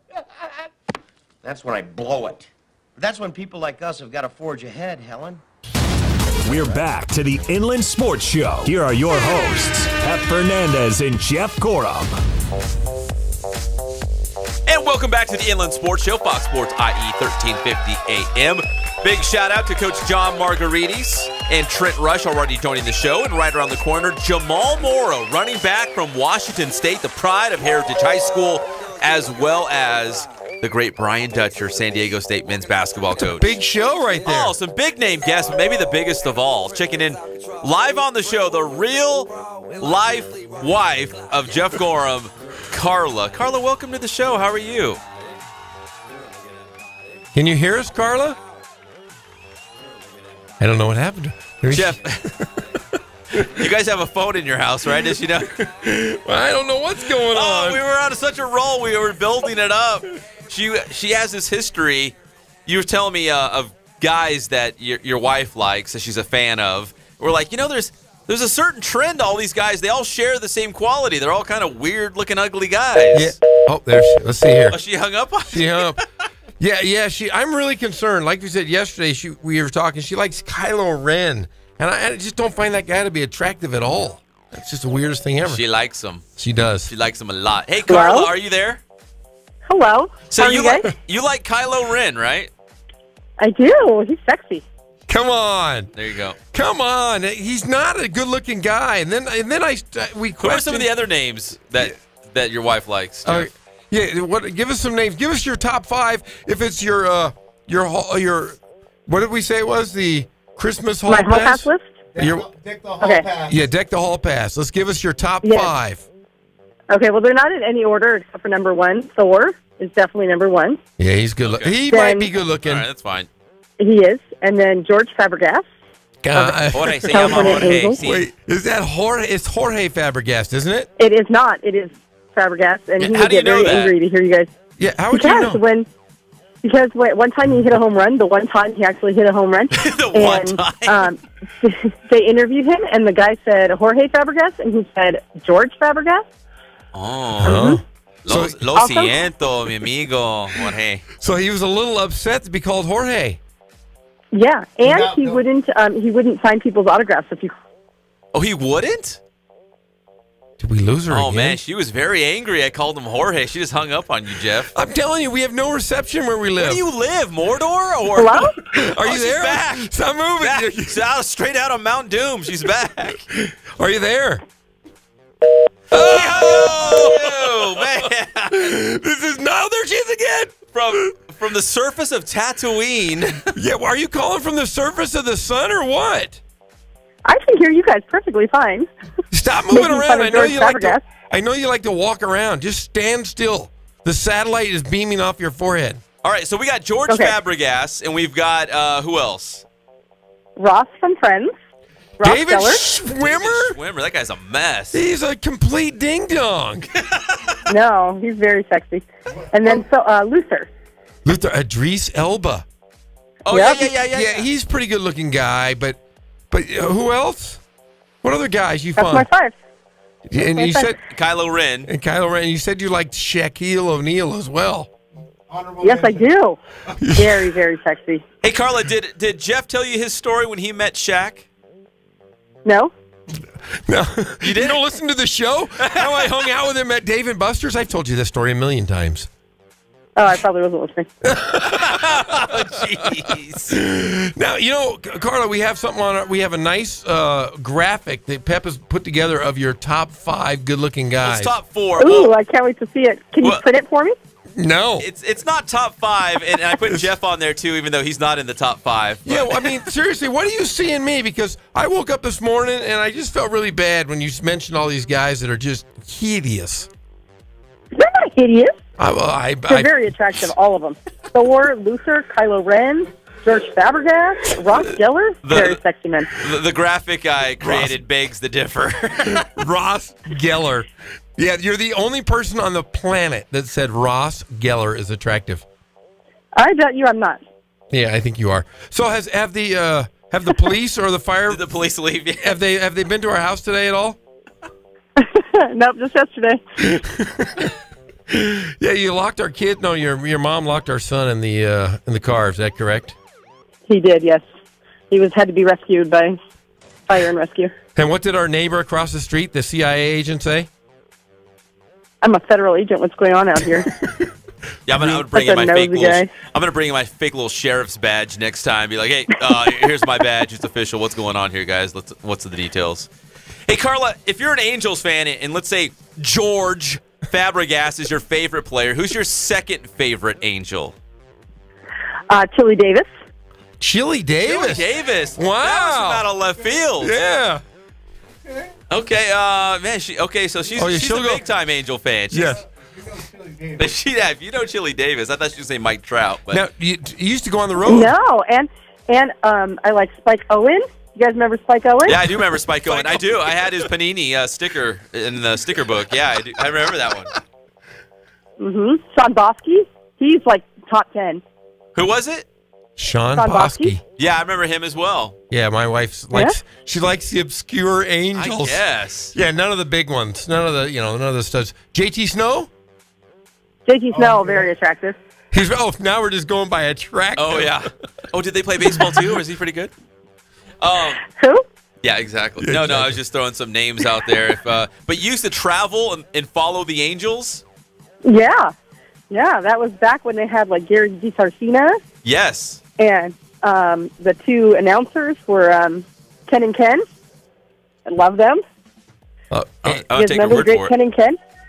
And then, didn't you used to follow him during the summers with your dad? Yes. We went to Chicago and Cleveland and Florida and New York once. Yeah, that's my wife. I love the Halos. My wife. So, Jeff, did you like the Angels before your wife? No, like I said, I was Frank Tanana, Don Baylor, all those guys. I was Bobby Grich, Doug DeCinces. Yeah, I've been a fan forever. It was before Carla was even born. She was born in '81, for God's sakes. I was an Angel. I was collecting baseball cards in '80. Hey, you're not supposed to say what year I was born. Just say you're older. Oh, who's older, me or you? You're young. You're not supposed to say what year I was born. You just say I'm sorry. I'm a lot older. I'm gonna get in trouble for that one. What year? It just made me feel good. I was born in 1970. I feel like I feel cool when I'm married to you. Except for now, except when I look in a mirror. David Schwimmer, Kylo Ren, and George. And hey, do you find George Costanza attractive? What's the similarity? I do not know. Similarity between those two, David Schwimmer and not George. Yeah. What? Yeah. Why? Yeah. I mean, I'm on that list and I'm looking around. I don't look like any of those guys. Yeah, you do. Who? Don't say David Schwimmer, or else I'm not coming home. I like tall guys, and you're very, very cute. Yeah, see, she only goes out with tall dudes. So Shaq. So Pep, she would never go out with you, Pep. Oh my gosh. Pep is just like he's a shade under 5'4". I'm like 5'11". I keep telling you, my Nikes, I'm at least 5'11". Do you think Pep's 5'11"? Maybe. Yeah, I'll take a maybe. Yeah, she only goes out with tall guys. I'll take a maybe. But Jeff, you look like Thor. My number one. Yeah, well, you're my Thor. Have you seen me take off my shirt? You see it every day. So Jeff yes, walks around with a hammer around the house. Yeah, I have. I walk around with a hammer around the house. You know it, Greg. You know it, Pep. Down from the Mountain of Zeus. Hey, do I walk around with a hammer around the house? Yes. You know, if you just shade in your belly, it'll look like abs. Well, come on. I just said I was carrying a hammer around the house. Trust me, I'm carrying a hammer. Carla, we appreciate it. I apologize for Jeff.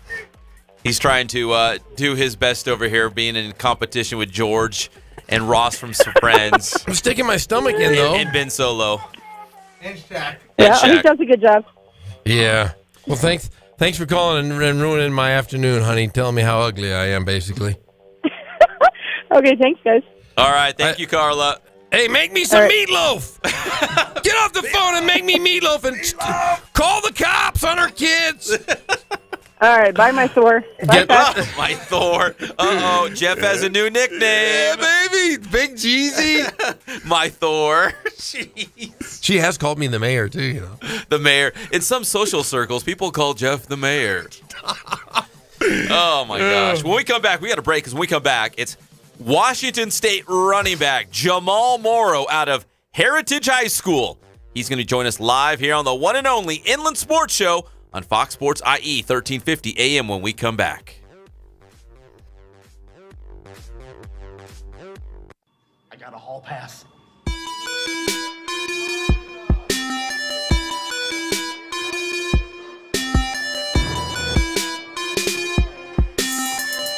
I played once upon a time at Centennial High School. I was actually on the first ever CIF championship team back in 2000, and then my senior year we won it again.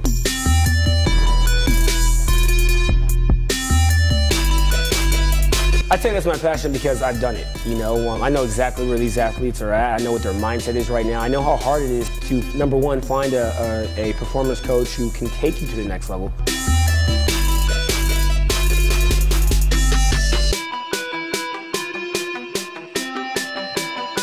What sets us apart has to be, you know, how we work with our athletes and what we know.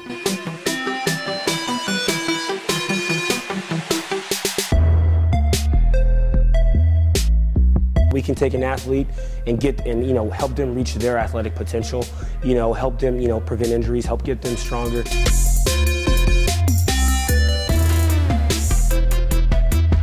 I know every single athlete who steps into this gym. I know exactly where they're at, and I'm going to progress them every week. If you're not getting results, then, you know, really what's it about? We're going to deliver something that's measurable, you know, in terms of speed, power, you know, strength, agility.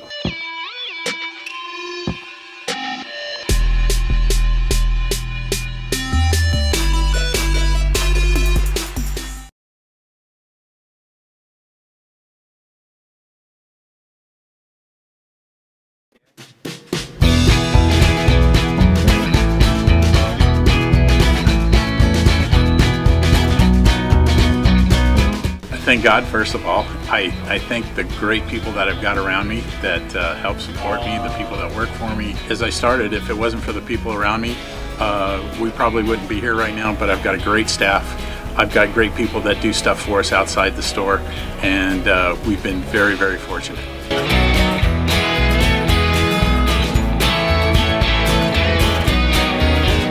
Our service is impeccable, and we just keep trying to get better every year. We can do online stuff for your teams, as well as, like I said, the screen printing, the embroidery. We also have 3 women that do extra sewing for us, like tackle tool on uniforms, or the bling or rhinestones for different shirts for the ladies. That's why we have certain racks just for certain schools, and the fun about that is that it turns into other schools that may come in here that aren't as close, that we can do stuff for them as well. We've had very, very good customers throughout the years, and it's just been a blast.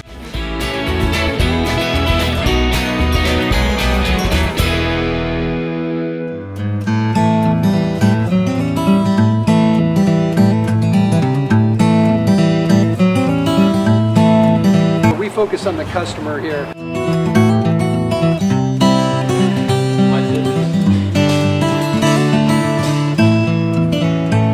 Believe it or not, that is the biggest thing for customers on an oil change. They just want the convenience of coming in, driving in, getting it done, and driving out.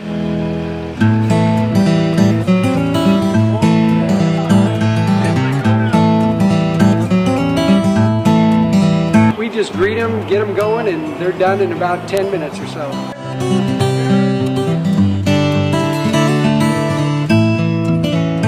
We don't push any sales on them. We do the oil change, and I think that's what sets us apart is our customer service. Vacuumed and cleaned your windshield for you as well. Everything's looking pretty good. Come into us one time, believe me, we'll spoil you and you'll be ready to come back the next time.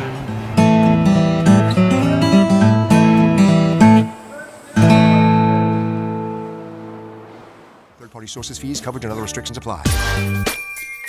If It's Macy's One Day Sale. Shop incredible deals of the day. Wednesday, like select Charter Club cashmere sweaters for her, $39.99. Take 50% off boot styles she'll love. Dazzling diamond bangles or earrings, only $99. Save 50 to 60% on designer coats, suits, dress shirts, and more for him. And take 30% plus an extra 20% off great kitchen electrics. Macy's One Day Sale. The perfect gift brings people together. Savings off regular and sale prices. Exclusions apply. When you're hiring, you want qualified candidates fast, and it can be hard to know where to find them. More than 3 million businesses use Indeed.com, the world's #1 job site. Whether you need entry-level or highly skilled employees, Indeed helps you find great talent and make the right hire. Indeed is offering new users a $50 credit to give their first job post premium visibility as a sponsored job. Redeem this offer at Indeed.com/promo. That's Indeed.com/promo. Terms, conditions, and quality standards apply. It takes 12 years to create a graduate. It takes about the same time to create a dropout. And at the end of the day, the difference between a child becoming one or the other could be you. So United Way is asking you to make a pledge. Tutor a child who needs help. Mentor a kid who needs someone on their side. Volunteer to read to children. Because when a child advances, we all advance. Be a reader, tutor or mentor, give, advocate, volunteer, live united. Take the pledge now at liveunited.org. Brought to you by United Way and the Ad Council. You know what? I will have some meatloaf. Let's have some meatloaf. You want some? Yes. I knew you'd come. Hey, Mom! The meatloaf! We want it now! The meatloaf! What is she doing? I never know what she's doing back there. We're back to the Inland Sports Show. Here are your hosts, Pep Fernandez and Jeff Corum. I don't even like meatloaf. Does Carla make you meatloaf, Jeff? Yeah, occasionally, but it's not as good as my mom's. Her food's okay. That's the wrong answer. Yeah. Jeez. Yesterday you called her stupid. Yeah, I did say she was stupid because she liked all those ugly guys. No, you know what she makes is a great chicken. I mean, breaded chicken, unbelievable, and buttered noodles. I know it kind of sounds boring. Fantastic. Good Italian food. She can cook that Italian food. Welcome back to the Inland Sports Show on Fox Sports IE 1350 AM. Brought to you by Spoiled, quick quality oil change, Kin Sporting Goods, Boost Performance Training, and Catalano Motors. We're getting some good reaction out of that segment. Your wife, Carla, might have to be a regular guest on the show. I got a bunch of texts. They were all calling me all kinds of names. Bat Boy. Wait, Bat Boy from the National Enquirer, Bat Boy? Yeah, they were people were saying it's Bat Boy, and I'm hideous, and I'm fat. Jerks. That was Tim Hatch just alone. But Tim Hatch is taking his granddaughter right now to basketball practice. Oh. Thanks, Grandpa. My boy, Coach Walter over at JW North, 3rd in Chicago, just down the street from here. He says, I'll spot you 5'11", Pep. See, he knows. Yeah, he knows. We've stood side by side. He knows. I go 5'11", easy. Yeah, he's a midget, too. Jeff's just making friends around every corner here. Everywhere he goes, he's making Coach friends. Walter's a good guy, but he's probably tiny, too. All you little guys. 5'11". Hey, I was good enough to help out Coach Cutts and the UC Riverside men's basketball team during the walkthrough. And there's video of it. I was trying to see when I downloaded the video of UCR at Montana, it came in upside down. So I got to take some time to take it into the editing program for video and flip it around and then post it. But yeah, there's video of me in the walkthrough. I told you in the walkthrough, see if Coach. That's why Cutts will never ask me to do it on the road, because he could never get through a walkthrough, because anytime the ball's passed me, I'm going to shoot it. You're just going to shoot it? That's why I'm disappointed in you. That would have been great video. Just they pass it to you and you just fire. There's the radio guys over there firing to each other. So there I was, minding my own business. Again, all my good stories start that way. I was just working on my laptop, and he called me over, and he's like, hey, can you help us with this walkthrough? So I just stood there and passed the ball around it. And I had the ball in my hands. You know, I was going to dump it into the post to Coach Cutts, and some guy's supposed to rotate over. And Dikembe tried to knock the ball out of my hands. I saw, and you gave him a video of it. You gave him a forearm shiver. I slapped him in the stomach. Dikembe Martin, man. That's probably, yeah, you slapped him. I saw that. That was great. Yeah, you got to post that on the website. You have to. I had my kung fu grip on that basketball, and I was not going to let it go. Dude, you should have shot it. You're definitely a passer. So, you know, it's like shooters shoot, rebounders rebound, and assist men drive old cars. You drove an old car. Oh, man. I really did. But I'm a rule follower. I was just following what Coach Cutts needed. Yeah, that's maybe, yes. You faked it down to the corner, played it back up top, set the screen on DK.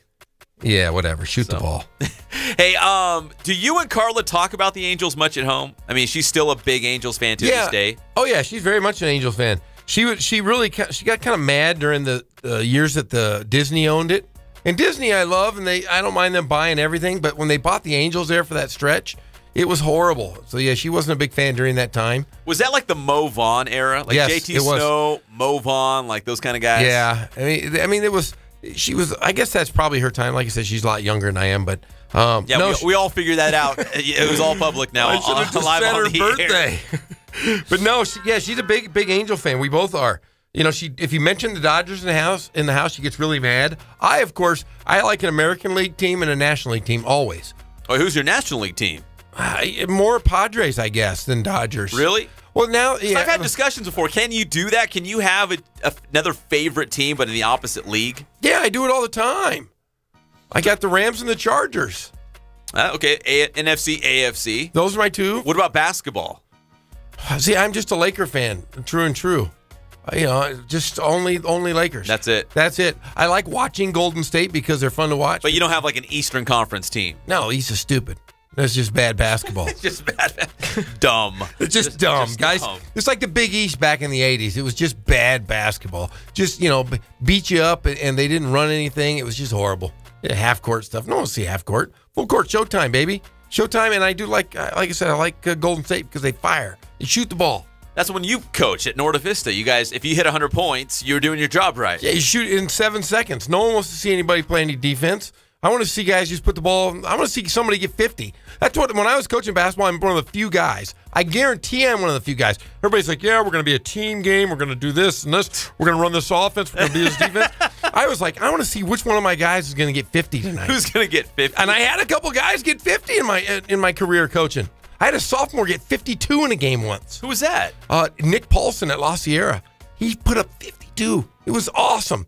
So, yeah, anytime my guys would score, I'd be like, this is great. And I always knew, coaches go, never look at the stat book. Don't look at the game book. I knew exactly how many points every one of my guys had on the team. As soon as the game ends, you're like, hey, look at the scorebook. Look what you did tonight. Well, I would always tell them, dude, or if a guy had a good game, I go, man, you got 38 points, man. You're close to getting 40. And then I tell the other guys, you better give him the ball. Give him the ball every single time until he gets 40. And see, that's a player's coach. So you knew if there was a milestone, you're going to feed that guy to get that milestone. Yeah, I mean, heck yeah. But honest to goodness, I was one of those guys that always wanted the best for my kids. And people go, oh, that's just crazy. That's rubbish. No, shoot the ball, have fun. If you don't want to score, go play kickball or hockey. But if you want to score some points, play for Jeff. Yeah, play for me. And like I said, if you ever want to score baskets, come play basketball for me. And I've had coaches, though, since I've retired that have come up to me, big-time coaches, local guys, hey, I want to run your system. Really? Yeah. That's what you call it, the system. The system. You used to call it the system. The system was great. I mean, I had 5'6" guys out there, and we were beating teams we should have never beat. Then we got killed by teams we shouldn't have beat by either. But the system, more times than not. Oh, yeah. As soon as I saw the other team put their hands on their knees, I knew we beat them. And that was usually like within the first 4 minutes of the game. So what did practice look like? Was it just a bunch of cardio, bunch of training, like running up and down the floor? We never ran suicides. We did everything with the ball. So it was fast break. Just fast break drills, and then we ran our early offense. See, there's a whole dynamic to this. And then for an hour, we shot. We just shot basketballs. We shoot 1,000 shots sometimes a day. You guys are like, man, my arm's tired. Lots of threes? A lot of threes. You were the Golden State Warriors before the Golden State Warriors. Oh, it was Golden State Warriors on crack. It really was. I mean, it was more adrenaline paced than those guys could ever run. I mean, it was we pressed nonstop.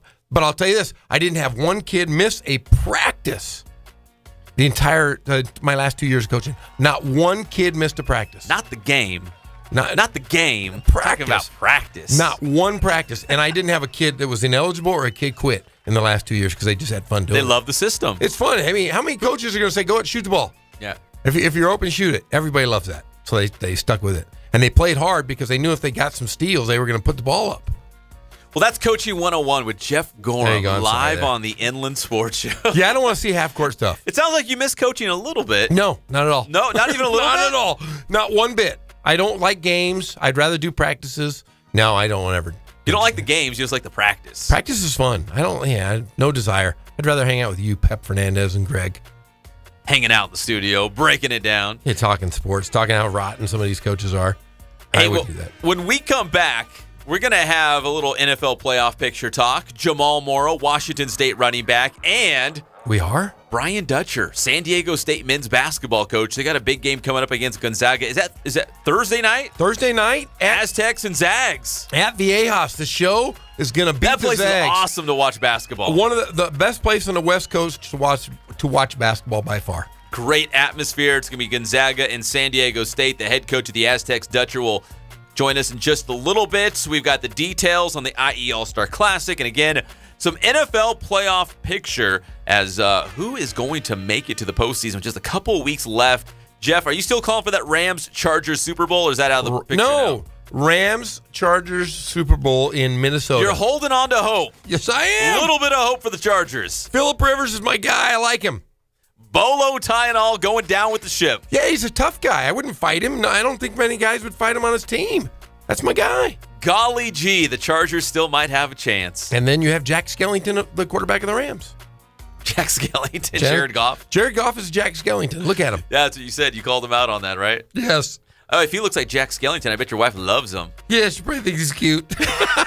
We'll be back. It's the one and only Inland Sports Show on Fox Sports IE 1350 AM.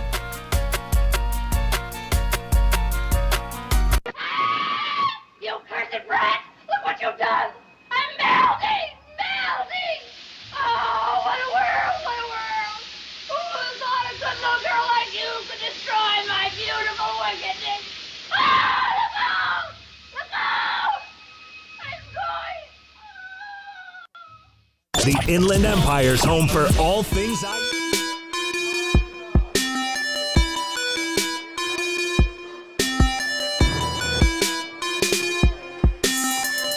I played once upon a time at Centennial High School. I was actually on the first ever CIF championship team back in 2000, and then my senior year we won it again.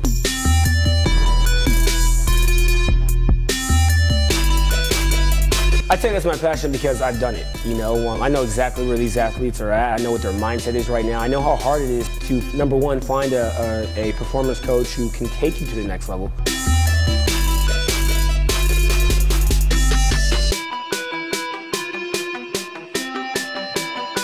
What sets us apart has to be, you know, how we work with our athletes and what we know.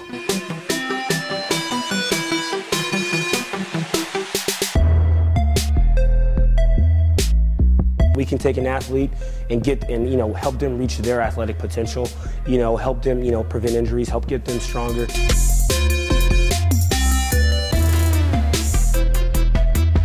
I know every single athlete who steps into this gym. I know exactly where they're at, and I'm going to progress them every week. If you're not getting results, then, you know, what's it about? We're going to deliver something that's measurable, you know, in terms of speed, power, you know, strength, agility.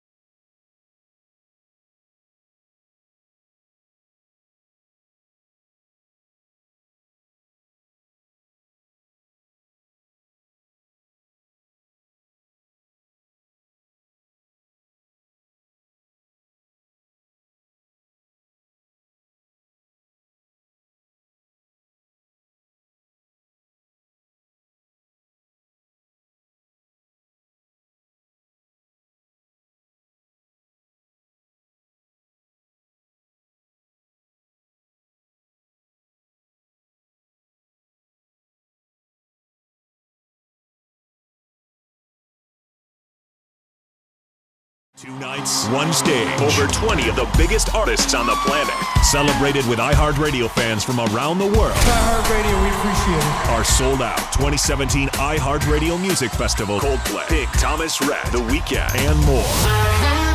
Watch the best of our iHeartRadio Music Festival Thursday the 28th and Friday the 29th at 8 p.m. on the CW KTLA 5.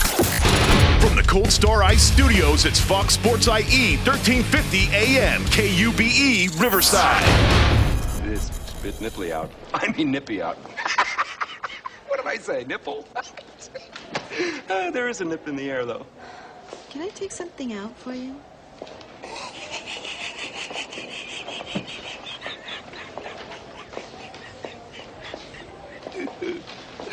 Now back to the Inland Sports Show. Here's Pep and Jeff.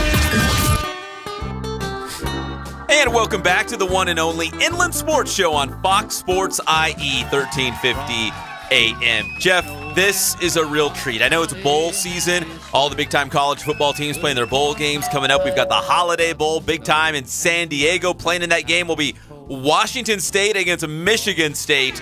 And the pride of Wazoo and Heritage High School, Jamal Morrow, join us live on the show right now on the Inland Sports Show, Fox Sports IE 1350 AM. Jamal, how are you? And Merry Christmas, brother. Oh, Merry Christmas to you. Thanks for having me. Hey, you're getting ready for the Holiday Bowl, man. Are you excited to come back to Southern California and hopefully play in front of a bunch of family and friends in the Holiday Bowl against Michigan State? Oh, yeah, no question. Yeah, especially after last year, having to go through, going through the Holiday Bowl and playing, so terribly, actually having a chance to come back and an opportunity to redeem myself. I'm really excited about the opportunity.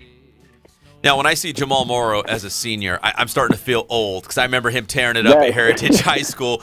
Jamal, man, you've had an awesome career with the Washington State Cougars. I feel old. I cannot believe you're a senior. I was looking at some of your final numbers. I know I'm old, Jeff. But over like 4,000 all-purpose yards, 23 touchdowns at Washington State as a Cougar. When you look back at your career now as you head into your final Holiday Bowl, I mean, what are you going to remember about playing for Washington State? I'm going to really just remember, just how great the fans were, going out, running on Martin Stadium, every Saturday in the fall time, and and how we changed the program, how we started the program, how we started off. It was, kind of, we were 3-9, and now, we, going into this season, we're playing for, a Pac-12 championship. So that was just the work ethic we put in, and I can shoot. Yeah, like just all the work that we put in to be able to have a story program, as in Washington State, to be successful, all that part right there would be probably the most rewarding. Now, Jamal, what was it like playing? First of all, what was it like playing for Mike Leach? And second of all, did he thank you today when he signed his extension because you were a big part of that team? Oh, yeah. Yeah, he was funny. He did talk to a couple of our seniors today, just about, how we need to go ahead and win this game, just to be put, against one of the best classes in Washington State history. But, yeah, it's definitely a treat to play for Mike Leach. I mean, you never know what you're going to get, each day from him. But I mean, as a personality-wise, but the offense, it's stayed the same. It's really, it hasn't really changed for us. And so that's really a good thing I like about playing this offense. The offense is so simple. So you just go out and just play football, once you learn the offense. Yeah, it definitely has been a treat. We got Jamal Morrow, Washington State running back and former Heritage High School star here on the Inland Sports Show. And Jamal, talking about your head coach Mike Leach, and he gets famous. He goes viral for some of the stuff he says. He's so funny. He's such a smart coach. He's a brilliant. He's a genius football play caller. But when you see him, behind the scenes and not on the sidelines, is he always that funny? Like, he just seems like a really funny guy, and even though he's a football genius, but he's a real funny guy. What's it like playing for Coach Leach beyond the sidelines, the stuff that we don't get to see? It's kind of funny. Like, we'll be in a building and we'll be waiting in line for some food or whatever, and he said, "What's up, Coach?" And he always hits you with a "Hey, how you doing?" He hits you with one of those. And literally, every time you see him, you can bet he'll just be he'll start that off "Hey, how you doing?" And I mean, you can have a conversation with him, and he'll definitely throw a couple jokes in there. But the funniest thing is, like, you can have a conversation with him about one thing and end up being completely, and the conversation will end up completely taking a left turn. You'll be just like, wait, how did we even get here? And so it's kind of like that. And so you can, whatever you think about Coach Leach would be, that's exactly how would you think he is off the field. Yeah, because he was giving marital advice the other day. There was a interview that went viral. He was telling one of the reporters what to do and not do once he got married. It was just kind of funny. It's like, okay, the X's and O's and who are you going to play next? Oh, by the way, let me give you some marital advice when you get married. Like, he's just so funny, so off the wall. Yeah, exactly. You never know what you're going to get out of him. And it's kind of, I know, as a player, I like the fact that, it's like each day is a new day. You never know what you're going to get or what story is going to tell you. And so it's really, I really do. I really like playing for him. Hey, it sounds a lot like Coach Broach. Oh, yeah. Maybe the exact opposite, right? Really, like the polar opposite. You know, Coach Lee loves to pass, Coach Broach loves to run. So it's like the complete opposite, and like even with their personalities as well. Well, playing for Coach Leach and being a running back at Washington State, like you just said, he loves to throw. At Heritage, you guys would pound the football. You guys love to run the football. But at Washington State, you love to spread it around. You like to throw it. But as a running back in his offense, Jamal, you're one of the busiest guys. You've got to catch the ball from out of the backfield. Can you talk about how you fit in his offense? And you've got, your rushing numbers are just as good as your receiving numbers. Like, you're very balanced because you catch the ball quite a bit coming out of the backfield. Yeah, no question. That was one of the things that really showed me at Washington State and playing for Coach Leach. I read in that Coach Master was like, well, you're going to have to be able to do everything. You're going to have to be able to run the ball, catch the ball, block, and run routes and stuff like that. I'm like, well, that's what I want to do, And so, being able to be versatile in this offense and that's what I like, in high school, I loved the fact that, to do other stuff. And so, other stuff to run the ball. And so that's what, and 7-on-7 and stuff like that. So, being able to, basically, you're playing in a 7-on-7 offense. And so you just feel like you have to be able to catch the ball and run the ball and block in order to play. So that's what really, that's really the reason why I picked Washington State. Yeah, you're a modern-day Reggie Bush that can actually block. Oh, yeah. Hey, it's speaking of USC, Washington State beat the Trojans. Yes, they did. Jamal, when you played USC and you guys got that win, do you have an extra chip on your shoulder? Do you ever play other schools and think, you know what, I'm happy and proud to be a Washington State Cougar, but I know these other schools had a chance and kind of passed up on me. Do you ever, now that you're completing your college career, do you ever look at some of those schools and some of those wins feel a little bit sweeter, like against USC for that simple fact? Oh, yeah. Yeah, no question. Playing teams in Southern California, teams in California in general, those are always big games for me. And so, especially like when USC, like the first time I played USC, they killed us. And so, being able to play them again, in the situation we were, as a top 20 matchup, and on a Friday night was huge. And I was probably one of my memorable college moments. Just being out of Washington State, was playing that game right there, and was just how electric it was. And yeah, it was nothing better than that moment right there, to be honest. But yeah, it was definitely playing, the schools in the Pac-12. Definitely was a chip on your shoulder. Well, that was a great win. But if you look at, you're ending your college career, what is the high point or your best game where you felt like you were in a zone in your 4 years of playing at Washington State? Wow, that's a good question. I think for me, my best game would probably be 2 years ago, my redshirt sophomore year, playing in the Sun Bowl against Miami. That was probably where I felt like, wow, I'm really locked in the zone, and I feel like I can't be stopped. So that would probably be like the game I most felt like completely in the zone, and hopefully I can change that answer. When you ask for that, after this Holiday Bowl. That's right. Have a big game against old Sparty down there in San Diego. Are you going to have, Jamal, family and friends coming down there to the Holiday Bowl? And I know it's not too far from Heritage High School, just up the road from San Diego, but is it pretty cool to come down there for another Holiday Bowl and spend some time with some family and friends? And like you said, hopefully cap it off with a win. Oh yeah, no question. My parents are definitely going to be down there. My mom's been calling everybody. Oh, it's the ball class game. Yeah, so I mean, I've definitely. People ask me for tickets. I'm like, oh Lord, I don't even know how many I can get. but yeah, it's definitely. I'm really excited. I know my mom, and I have a whole bunch of support when we go down there. Now, do you ever go back? You ever get back to Heritage? And have you kind of mentored any of those guys? Yeah, Sherrod White's a great running back. I mean, have you reached out to him at all? Yeah, no question. I talked to Sherrod almost. I talked to him a lot throughout this season and last season, and I haven't since I left. I haven't been able to make a game, but I'll go and anytime I'm home in the off season, I'll go talk to the guys and stuff like that. I'll talk to Sherrod, James, and CJ, and all those guys. So, yeah, I've definitely, keep close ties. And, Javier Luna back, 2 years ago or last year. So I definitely keep close ties to them and stuff like that. Making sure they're doing the right thing and, keeping the Heritage spirit alive. Well, Jamal, what's next for you after the Holiday Bowl, after you complete your Washington State career? I mean, do you want to play professional football? Are you going to go, get your degree and get a real job? I mean, what's next for the stud running back out of Heritage High School? I finished my degree last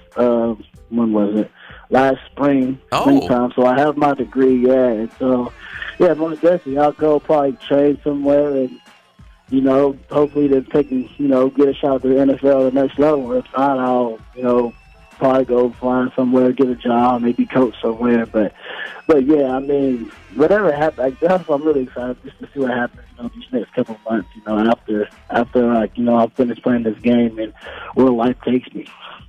Are you proud of that degree? I mean, how much does that mean to you now that you've got it in your hands, and you've completed it? What did you get your degree in, and how proud of you of it are you? I've been. It's probably one of my biggest accomplishments. Just in life. Being able to get a degree, and it's in sport management with a minor in business. So, yeah, I mean, knowing I have that to fall back on, and that's really the main reason why. I mean, of course, you're going to play college football, but in order to, what comes with that is a degree too. So, to be able to get that and play college sports is better. I couldn't ask for anything else. Hey, does anyone still call you Super Bad? Do you remember that? I haven't heard anybody call me that in a long time. Oh, we're bringing it back today. Today's the day. Oh, yeah. That's what I'm talking about. Bring it back. Yeah, I definitely missed that. Only the Heritage Players told me that, but nobody up here had.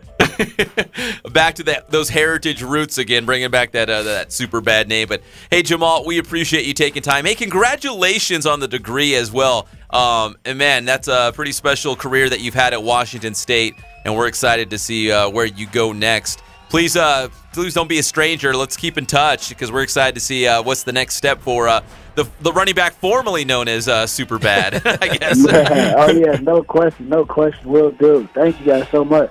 Hey, thank you, brother, and best of luck in the Holiday Bowl against Michigan State. Yeah, thank you much. Appreciate it. You guys take care. Thanks for having me. Hey, no problem. Our pleasure. That's Jamal Morrow, Washington State running back and the pride of Heritage High School. Already has his degree. So he got his degree, finished up early, and he's still playing college football last year. What was it, Jeff? Almost 4,200 yards of total offense, 23 touchdowns in his Washington State career. He's going to cap it all off down at the Holiday Bowl against Sparty, trying to get that big win. Like he said, he has to go out with a win against a good Michigan State team. Family and friends going to make their way down from Menifee, just down the road, to go check him out one more time down in San Diego, try to get that win. Yeah, just to think of how important he is to the program. On 536 touches, he has 4,192 all-purpose yards. That's 7.8 yards per touch. 23 touchdowns with 14 receiving, 8 rushing.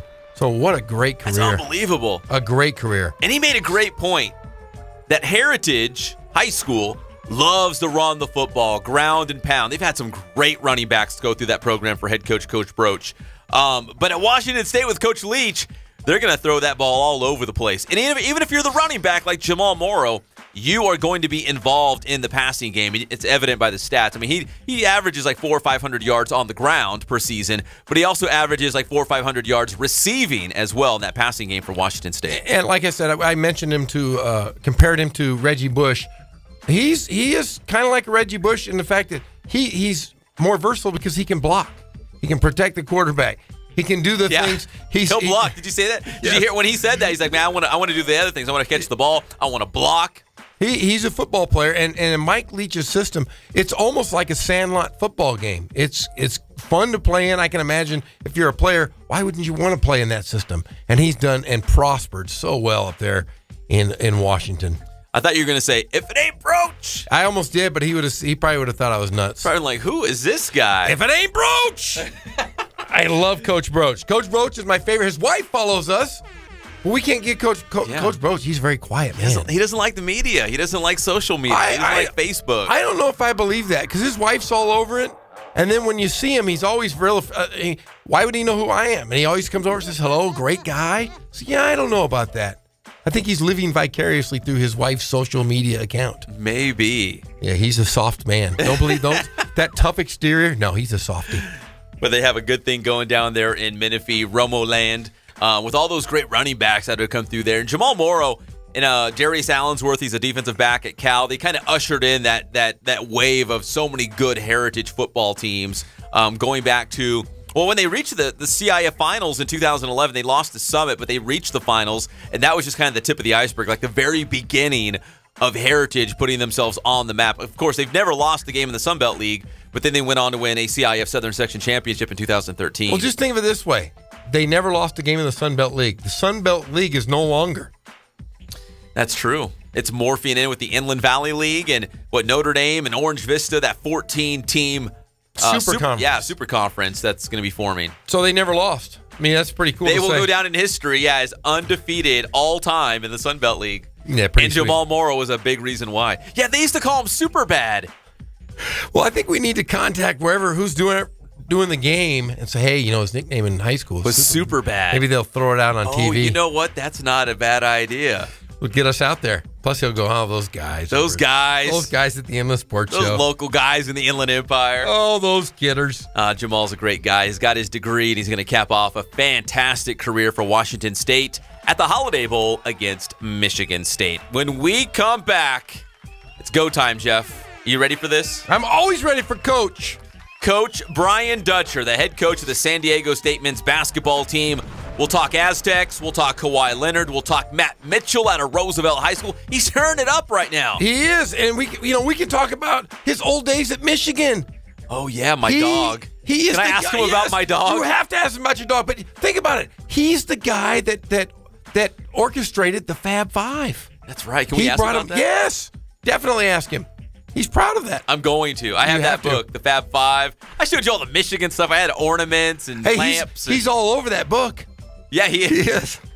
Well, he's coming up. He's in the book, and he's on the show. He's coming up next. It's Brian Dutcher, head coach of San Diego State men's basketball, when we come back on the one and only Inland Sports Show on Fox Sports IE 1350 AM. That'll be $11.80, sir. Keep the change, you filthy animal. Cheapskate. Hey, I'm gonna give you to the count of 10 to get your ugly, yellow, no good keister off my property before I pump your guts full of lead. 1, 2, 10.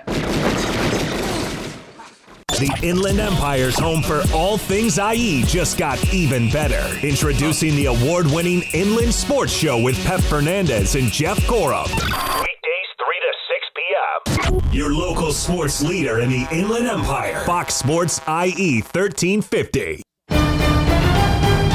Kevin Harlan from Westwood One, brought to you by Jared the Galleria of Jewelry. How you guys doing? I'm Coach Ray again. We're here at the Boost Performance Center with the one and only Pep Fernandez. So today's tip, I'm going to go over the shuttle run. So really, the shuttle run is a great drill to measure lateral speed, power, and change of direction. So we're going to go over that today, and it's a drill that can benefit really, again, any type of field sport, whether you're a basketball player, football, volleyball, soccer. If you got to change directions, you got to be quick. Shuttle runs for you. Okay, so Jacob's gonna demonstrate the shuttle run here. We're gonna start off with the stance. So he's gonna have his feet about hip width. Now this is really important because a lot of times you get guys who will try to shift their stance. You gotta split the line evenly, and you wanna make sure your toes are forward. You wanna make sure your feet are right underneath your hips, all right? So he's gonna have his feet forward and underneath their hips. All right, now, when I say set, he's gonna drop down very quickly. Whatever hand is down is the direction that you have to go. So he's gonna go to his left first, so he's gotta have his left hand down. Now, his right hand is gonna be right here, all right? It's gonna be right in front of his body. His elbow's gonna be flexed, hand's gonna be right under his chin, all right? So, when I say he's gonna drop down really fast, all right, he's gonna put his hand down, left hand down on top of the line, right hand underneath his chin. Ready? Set. All right, relax. All right, so that's the stance there. We don't want to hold the stance any longer than about seconds, all right? So we want to be in and out, all right? Now, let's talk about the first touch. Once he leaves, all right, his first movement, that timer is going to start. He's going to give me a nice lateral run coming out. So he's not going to turn his head and turn his body to run. He's going to lateral run coming out. And then we make our first touch, he's going to do what's called a wedge cut. It's a double foot cut, and he's going to touch right outside of his feet here. So he's going to touch the line with his left hands. He's going to do a wedge cut, a double foot cut. He's going to have a nice angle at the shins. He's going to touch right outside of the foot. So now I'm heading back in the direction I want to go. All right, that angle is really important. So we're going to nice wedge cut here, left hand touch. We'll wedge cut it here with the right, and then we'll sprint through for the finish. 5, 10, 5. Here we go. You ready, Jacob? So he's going to go on me.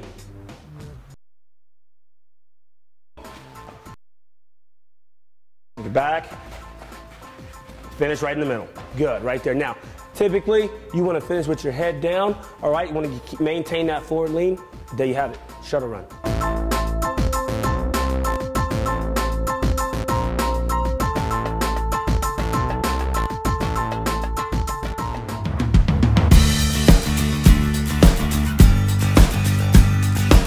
We're a small family-owned, strive for quality pre-owned vehicles. We're not a volume dealer, and we take every deal as personal to us.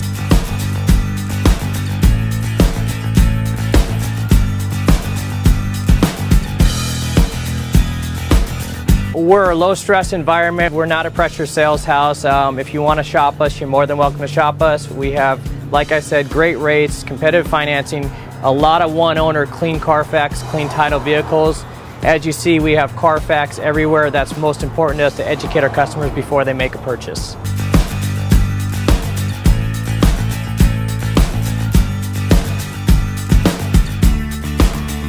We're right off of Ontario, right off a couple exits off the 15 freeway, off Cajalco, off El Cerrito, and we're right on the main drag going into Dos Logos and the crossings.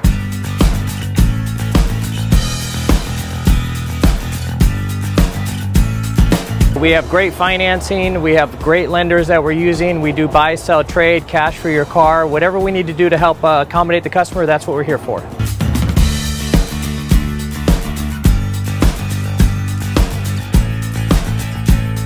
We have a little bit of everything. We start at about $69.95 and go all the way up to $100,000. We have Escalades, we have commuters, we have pickup trucks, we have Jeeps, sport utilities, and if we don't have it, our specialty is finding you exactly what you're looking for.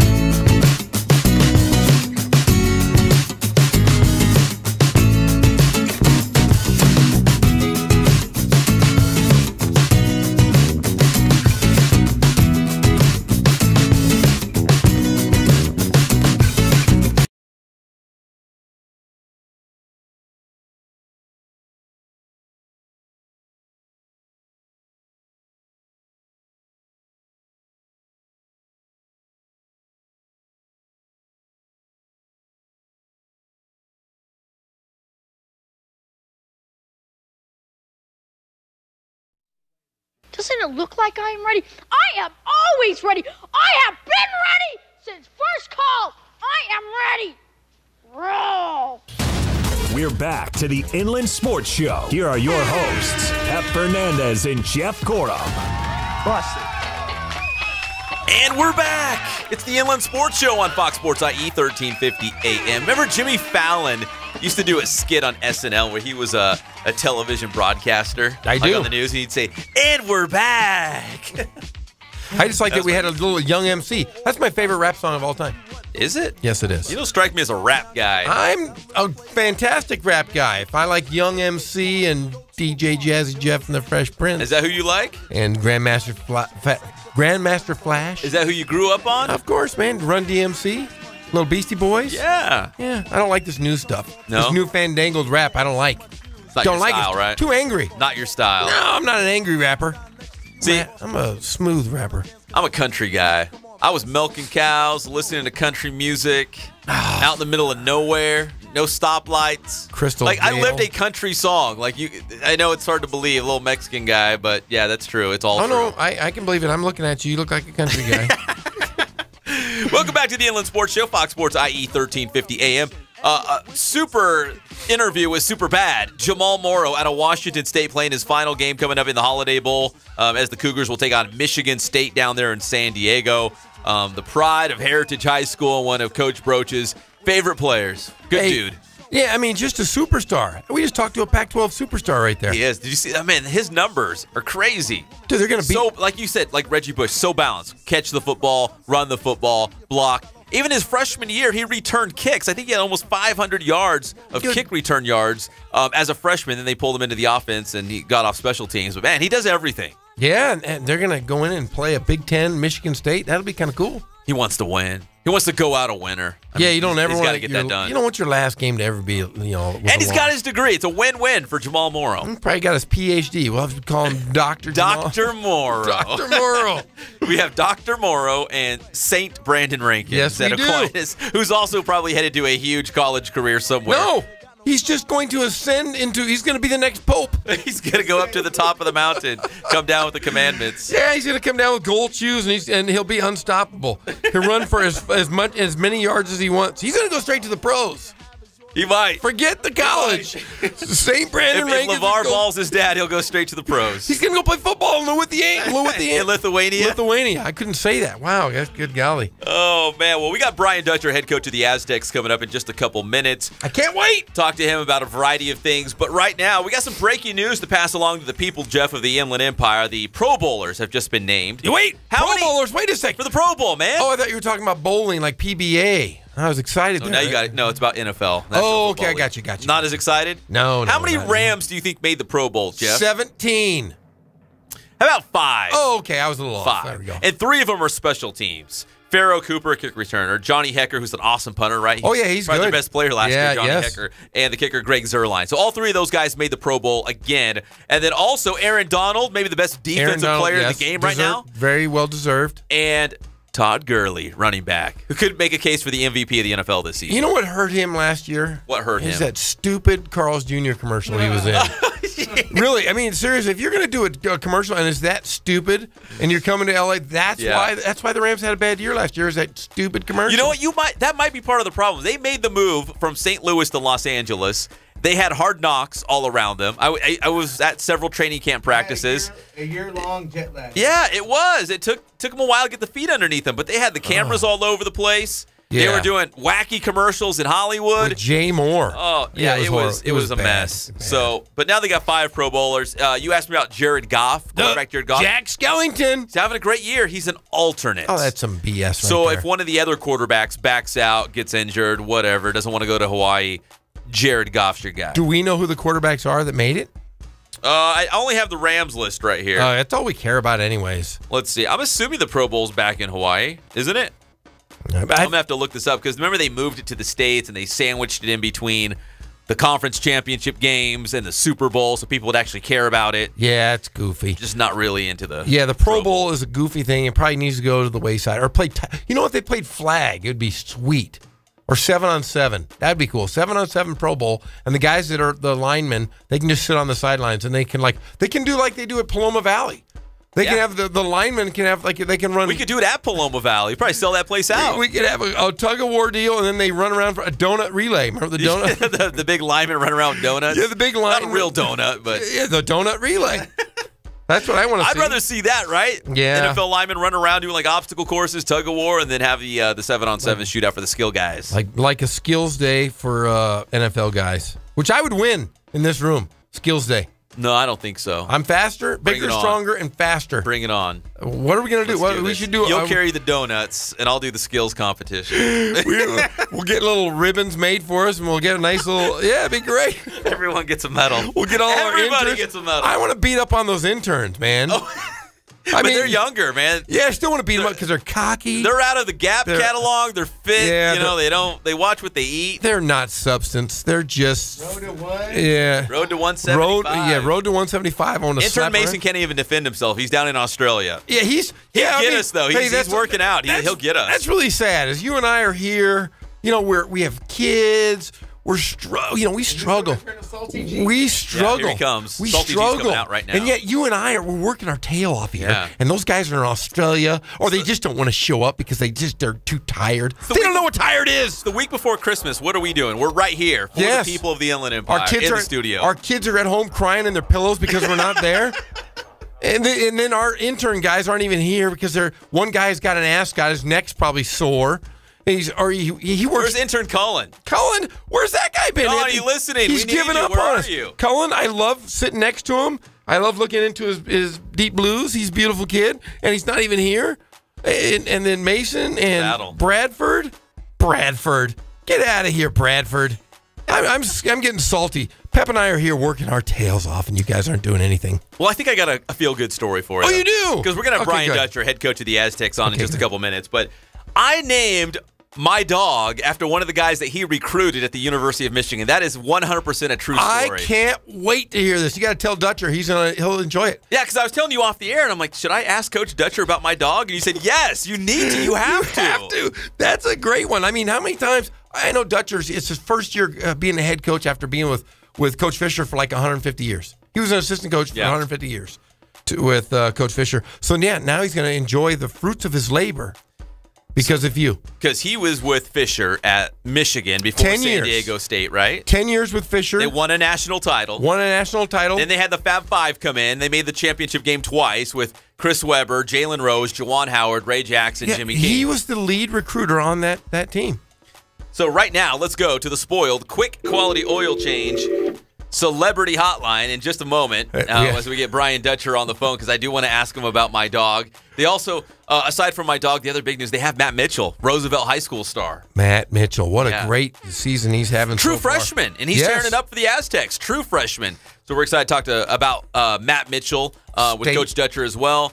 Big game coming up against Gonzaga on Thursday night, so there's a lot going on at San Diego State. How about Kawhi Leonard? He's back. I mean, think about it. The Inland Empire has been represented so well at San Diego State. To start off, their first All-American. You told me a lot of recruits. I mean, Dutcher's had a lot of success in the IE. You know, their first successful recruit was Marcus Slaughter out of John W. North High School. He was all Mountain West Conference for 2 years, and then went to the draft, played for the Bulls, and then now has played 15 years overseas and has had a great career. All right, Jeff, let's go to the spoiled quick quality oil change celebrity hotline. It's the head coach of the Aztecs, the great Brian Dutcher. Coach Dutcher, how are you? This is Pep, and that's Jeff. How are you? Great, guys. Thanks for having me. Oh, thank you, Coach. I can't believe you're friends over here with Jeff Gorham over here. I'm so surprised because you're such an upstanding, good individual, and then there's Jeff. Jeff's my guy now. Come on, it's easy. Hey, Coach, I've worked your camp, Coach Fisher's camp. I'm thinking about this. I think this is my 18th year. That's how long we've been here. This is year 19 for me. I was a young man when I started working for you in the summers. I think you were a camper. You were so young. Just a young guy. How you doing, Coach? You know, you're as good as your last game. So I've been sick over this Cal loss for 12.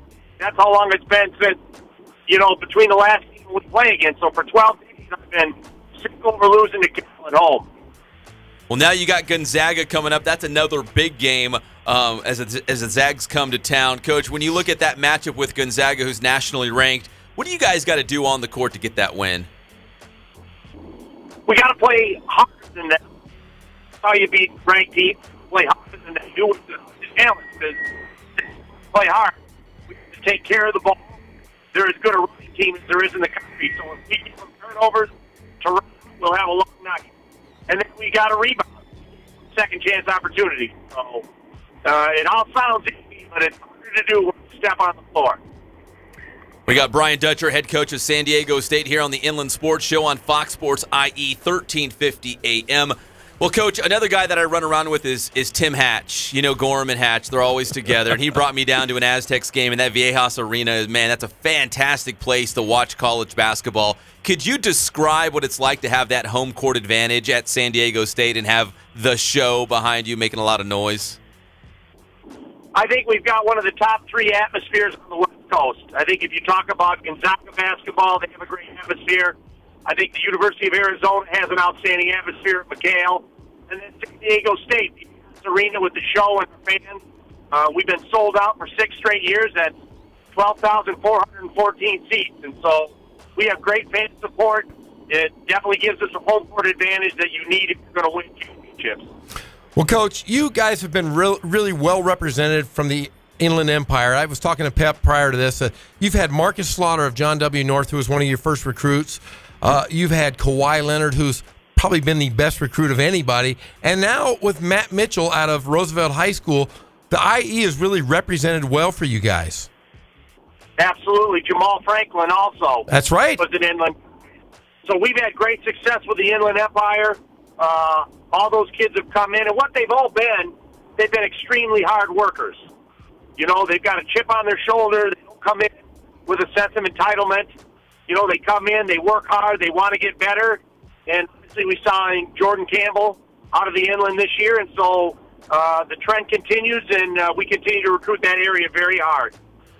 Well, Coach Dutcher, Matt Mitchell was our Inland Sports Show co-most valuable player with his teammate Jamal Baker, who went to Kentucky. But Matt Mitchell, we saw the writing on the wall that he was going to be a special player, and he was dominant as a senior at Roosevelt High School.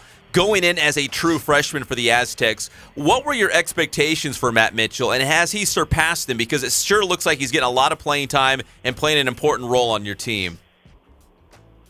We felt Matt was going to be an impact player when he came in, and it's proven to be true. Obviously, like all freshmen, he's got to learn some things as he goes, but he's been in the starting lineup. He played 30-some minutes, plus minutes against Cal in our last game. Had a wonderful game. I think he was 3 for 6 from the three-point range. He had 6 assists. And Matt is a quality player from a quality family. We got Brian Dutcher, the head coach of the San Diego State men's basketball team, here on the Inland Sports Show on Fox Sports IE 1350 AM. Coach, I was talking to Jeff over here that I'm a big Michigan Fab 5 fan, and I told the story to Jeff, and he wanted me to relay it to you. So you'll know better than anyone else. So when Chris Webber turned pro, and you still had 4 of the Fab 5, you brought in a guy named Dugan Fife. Do you remember Dugan Fife? Yep, Dugan Fife. His dad is still a legendary high school coach in Clarkston, Michigan. And Dugan came from Clarkston, played with us. His brother Dean Fife played at the University of Indiana, was a fantastic player there, is now an assistant for Tom Izzo at Michigan State. So the Fife family is a great basketball family. See, he remembers Dugan Fife. So what happened was, so I love Chris Webber. I'm a big Sacramento Kings guy as well. So when Chris Webber turned pro after 2 seasons, you still had those 4 guys, and you brought in Dugan Fife. For whatever reason, I love Dugan Fife, and I named my dog. We got a new dog in my family. I named him Dugan, and no one ever understood who Dugan Fife was. And when I was telling the story to Jeff, he's like, "You've got to tell Coach Dutcher. He'll know exactly who Dugan Fife is. You probably recruited him to Michigan." So I just wanted to relay that to you that, yeah, Dugan Fife was my guy on that when Chris Webber left the Fab 5. Well, I hope you love that dog. I love Dugan. I did love that dog. Now, Coach, I had a couple quick questions. I mean, your dad was a legendary coach. You've coached and did a great job with Steve Fisher, whom I've got to know over the last 18 years. Is it a big difference stepping into that chair this year than it was the last 20-plus years with Coach? You know, it is a difference. And the biggest difference is you're the final voice. You set the tone for the program. And it's been an easy transition in the fact that Coach Fisher always gave me and all the assistants a lot of responsibility. So I don't feel like I sat here 18 years just watching him work. I felt like I was involved with a lot of the day-to-day stuff, and that helped me step into the role I have now. So I'm blessed to have this job. I'm blessed to still have Steve Fisher right here in town and have his son Mark on stage. So what better voice to sound stuff off than Steve Fisher, my longtime friend and coach. Yeah, and I want to say this because I've been around a lot of Division I basketball programs in my life, and I will say working with you guys and being around you guys, your coaching staff, starting maybe from Velasquez to Tim Shelton to, Greg Gottlieb in the old days. I want to say that you guys have the best sense of family, and if you're a high school player in the area, who wouldn't want to play for you guys at San Diego State? It's the best place in the country. It's the best coaching staff in the country. You have the best facilities, and it's really a family atmosphere. And I personally, I wish you the greatest success because you have the biggest fan in me. I appreciate that, my friend. And we've had great continuity. I've had Matt Story here with me for 18 years, David Velasquez for 15, Justin Hudson, Tim Shelton for 11. So we've had a lot of continuity. So when I took over, I had a coaching staff already here that's been through it. And so I didn't go out and have to hire all these new guys. I hired J.D. Pollock from Bakersfield to step into a role, but I've had great continuity with my staff, and that's been a big reason we've had the success we've had. Well, Coach Dutcher, we know you're a very busy man. You got Gonzaga coming up in a couple nights, so we appreciate you taking a couple minutes to join us here on the show, and hopefully we can do this again. Thanks for having me, guys. I'd love to. All right. Thank you, Coach. Thanks, Coach. See you next summer. Yep. See you soon. All right, Coach. All right, that's Brian Dutcher, head coach at San Diego State. Join us here on the Inland Sports Show, Fox Sports, IE 1350 AM. So glad he remembered Dugan Fife. That's great. I don't know, he could have slipped through the cracks. You know what I mean? You got Chris Webber, you got Juwan Howard, Jalen Rose, all these big-time players, and then Dugan Fife kind of just slipped in there. The point guard, he'll shoot some threes. Hit some big threes at Michigan. Well, you got to think, he was the architect, really, of the recruitment process for the last 30 years with Coach Fisher. So he recruited I'm sure he remembers every single guy he's ever recruited, even the guys he didn't get, which was very too far in between because he got everybody. Think about it. He had probably the best recruiting class of any college basketball team in the history of the game. And how about a career? So you win a national title with Steve Fisher at Michigan. Then you bring in, like you said, the best recruiting in class history ever. You have him for 2 years as a complete whole because Chris Webber went to the NBA after 2 seasons. But to bring all those guys in, again, we've never seen anything like it. 5 true freshmen coming in, starting, and taking a team to the national championship. They lost to Duke that first season. Then they met North Carolina and that infamous Chris Webber no traveling call. Remember when he slid his foot? Yes. Against Eric Montross in North Carolina. Man, those are some great Michigan teams. And then, of course, Webber went to the pros. Dugan Fife slipped in to complete that starting 5. I named my dog Dugan Fife, and the rest is history. Yeah, I mean, you got to think of that team. It was Juwan Howard, Ray Jackson, Jimmy King, Jalen Rose, and Chris Webber. And they continued. I mean, it was just ridiculous, the players that he brought in. We talked about Robert Tractor Trailer. Yeah, Robert Tractor Trailer. After that, it was kind of like the next wave of Michigan Wolverines that went through there.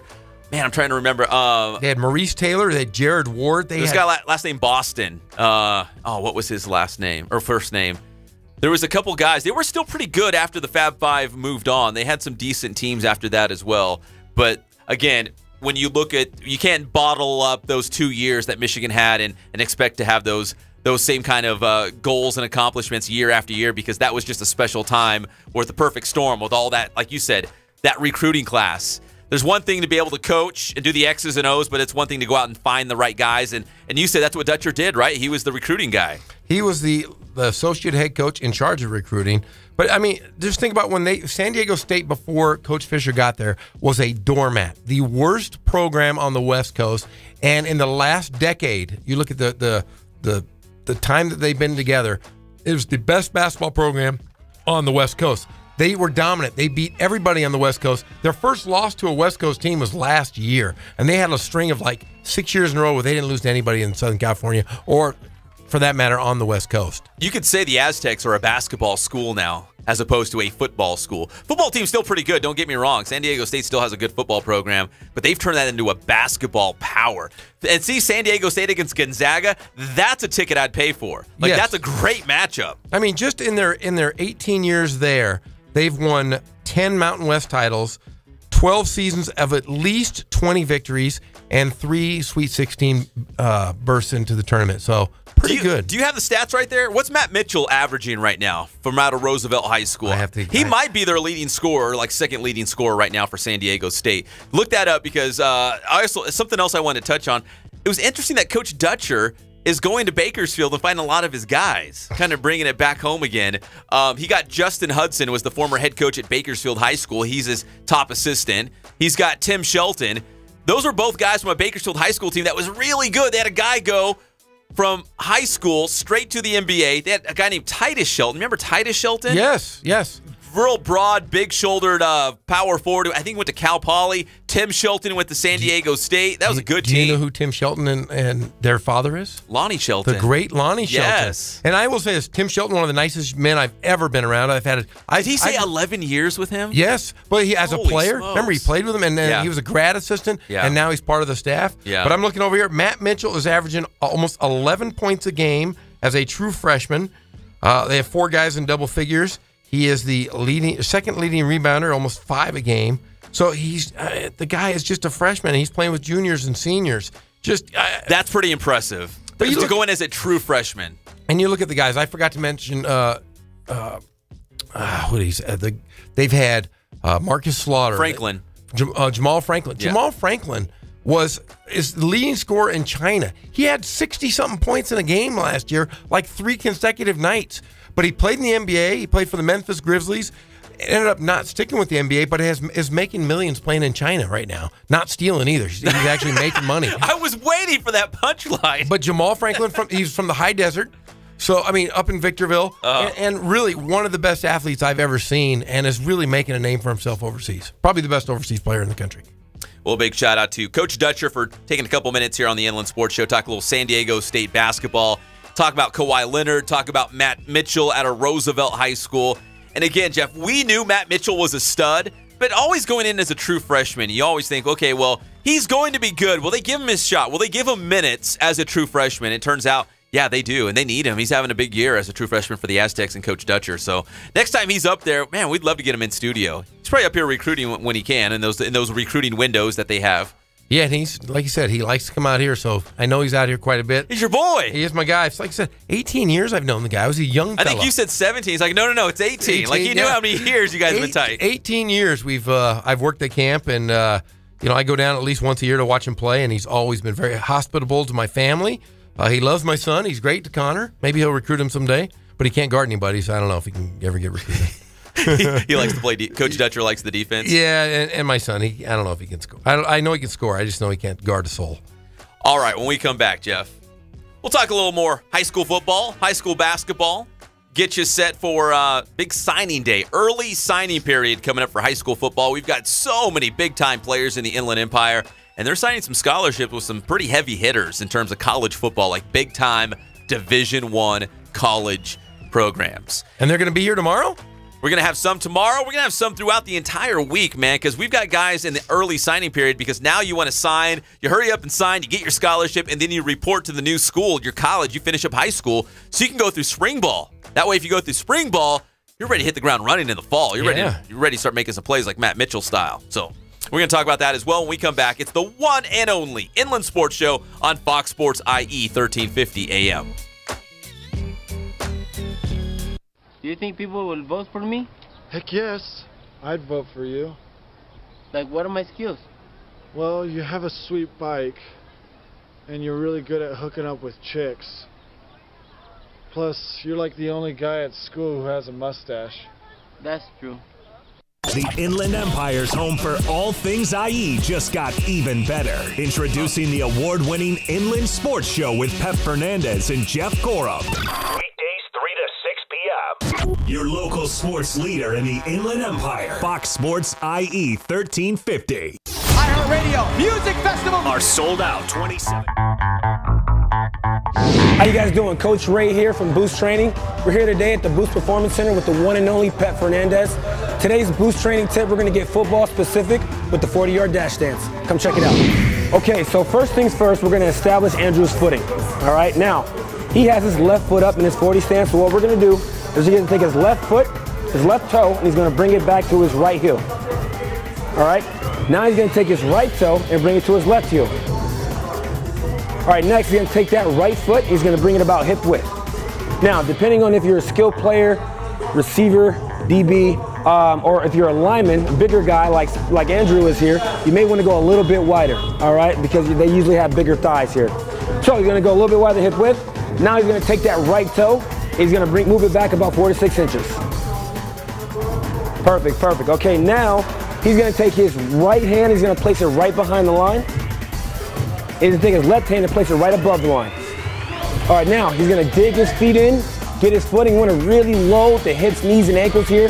And what we're looking for is a deep bend in the ankles and a nice angle at the shins here. We want to try to keep that shin nice, almost parallel to the floor. So what's going to happen, he's going to keep his nose to his knee. He's going to stay nice and low. When I say set, Andrew's going to bring that left arm higher than his hip. He's going to slightly elevate his hips, higher than his knees. Now, you never want to hold your 40 stance any longer than about 3 seconds. So it's going to be very quick, all right? Here we go. Set. Go. There you have it, 40-yard dash stance.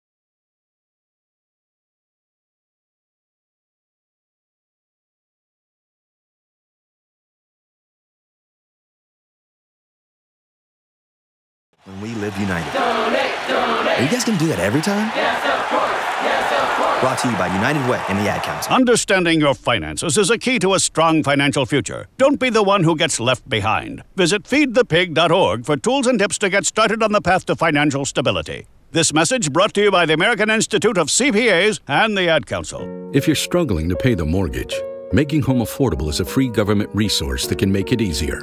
Call 888-995-HOPE or visit makinghomeaffordable.gov. Brought to you by the U.S. Treasury, HUD, and the Ad Council.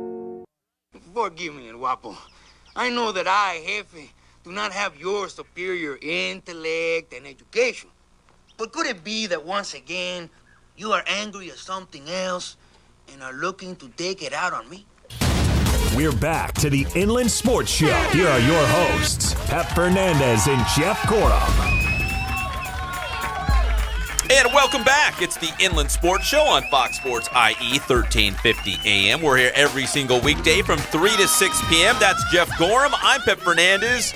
Greg Ahala running the board. The best in the business. I think that was the Three Amigos, wasn't it? El Guapo. El Guapo. El Jefe. El Guapo. Did you say plethora? That was a funny movie. It's a great one. It's one Chevy Chase, Martin Short, and with Steve Martin, right? The Three Amigos? Yes. And you remember this part? Hey, you guys, look up here. Look up here. Look up here. Hey, look up here. Look up here. That was such a corny movie. I love it. It was funny, though.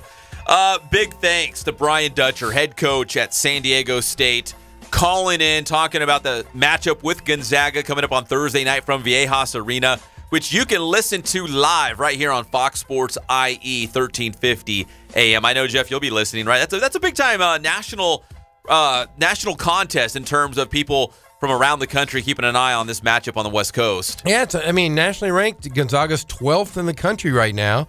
They're going to go into Viejas and battle the show, the best fan base, I think, on the West Coast. Coach Dutcher said Gonzaga is one of those schools that has the same kind of fan base. So, yeah, I can't wait. I hope the Aztecs come out on top. Hopefully Matt Mitchell will have a big game, too. He's playing great, and I'll tell you what, he's got a great, bright future there at San Diego State.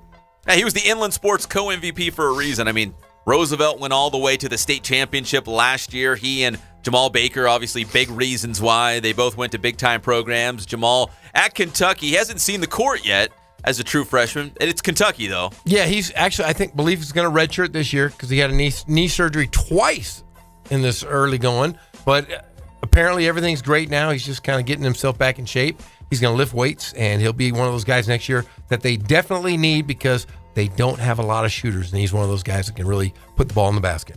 Well, Roosevelt's head coach, Steven Singleton, I've been texting with him during the show, and again, they're in Orlando, Florida right now. With Mickey Mouse. Well, yeah, they're doing the Mickey Mouse thing, but they're doing more than just Disney, Jeff. They're there playing in a high school basketball tournament, a very prestigious one in Orlando, Florida, the pre-holiday tournament, and they're playing for the tournament championship tonight. So I know they're very busy. They got to travel back to the Inland Empire, but we're efforting to get Coach Singleton on the show tomorrow, hopefully talking about a tournament championship and their experience down there with Mickey Mouse and Disney World. Yeah, with Mickey Mouse. But I'll tell you what, man, how good were we last year picking those guys as our MVPs? We knew it. How good were we? Yeah, we were good. We were so good. I'm going to pat ourselves on the back.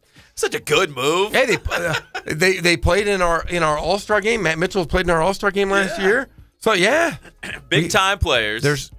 I'll tell you what, big time program. That's right. And we're gonna have it again this year. So whoever wants to, they gotta play well. And there's a lot of good players right now. There is a lot of good players.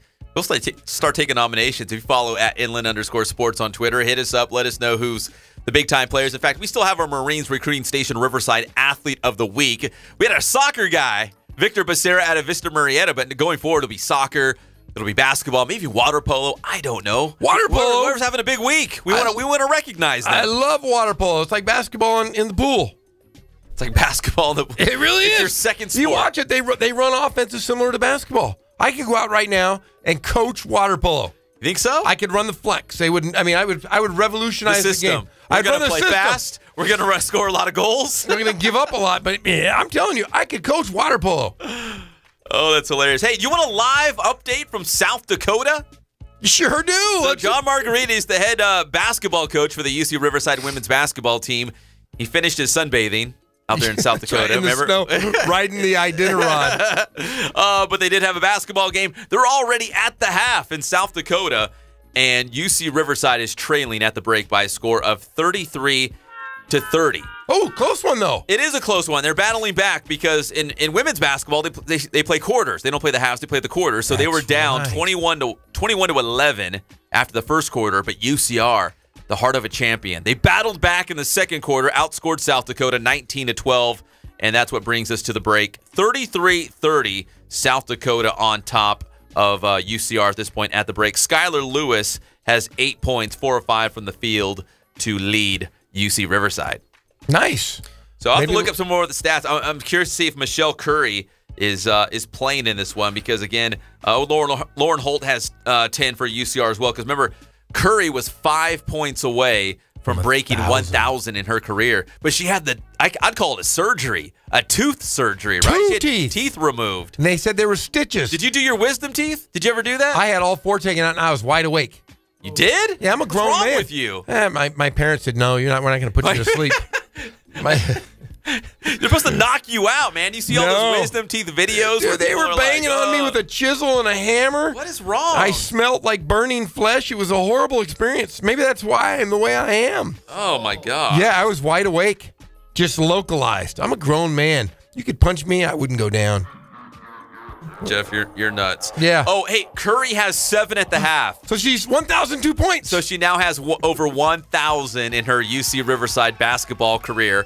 Missing 2 teeth, but she's got game. And she's right? 1,000 points is a lot for anybody. So congrats to Lady Curry. Yeah, Michelle Curry, 7 points at the half, now over 1,000 in her career. UC Riverside trailing 33-30. All right, when we come back, we're going to talk a little high school football, early signing period. We got some big guests coming up in the next couple of days. Jeff, we're going to wrap this thing up because I have a Christmas party I'm going to, and I can't miss this one. Hey, you missed one before. What happened? Missed one before. So I won a TV. No, you didn't. 60-inch, flat screen. Oh. All the good stuff, right? One of those smart TVs.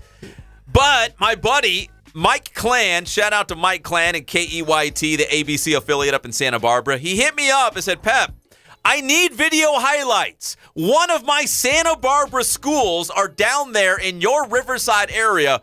Hook me up. Can you help out a brother? So Mike and I go way back in my TV days. We traded video, interviews, highlights, all the good stuff. We traded back and forth. So he's a dear friend of mine. Mike, yes, I can hook you up, no problem. Just happened to fall on the night of the big Christmas party.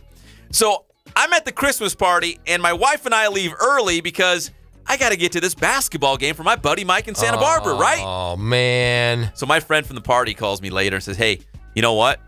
You won the big prize. You won the 60-inch TV. I'm like, yeah! Yes! And then what happened? It's a Christmas miracle. And he's like, oh, no, you weren't here.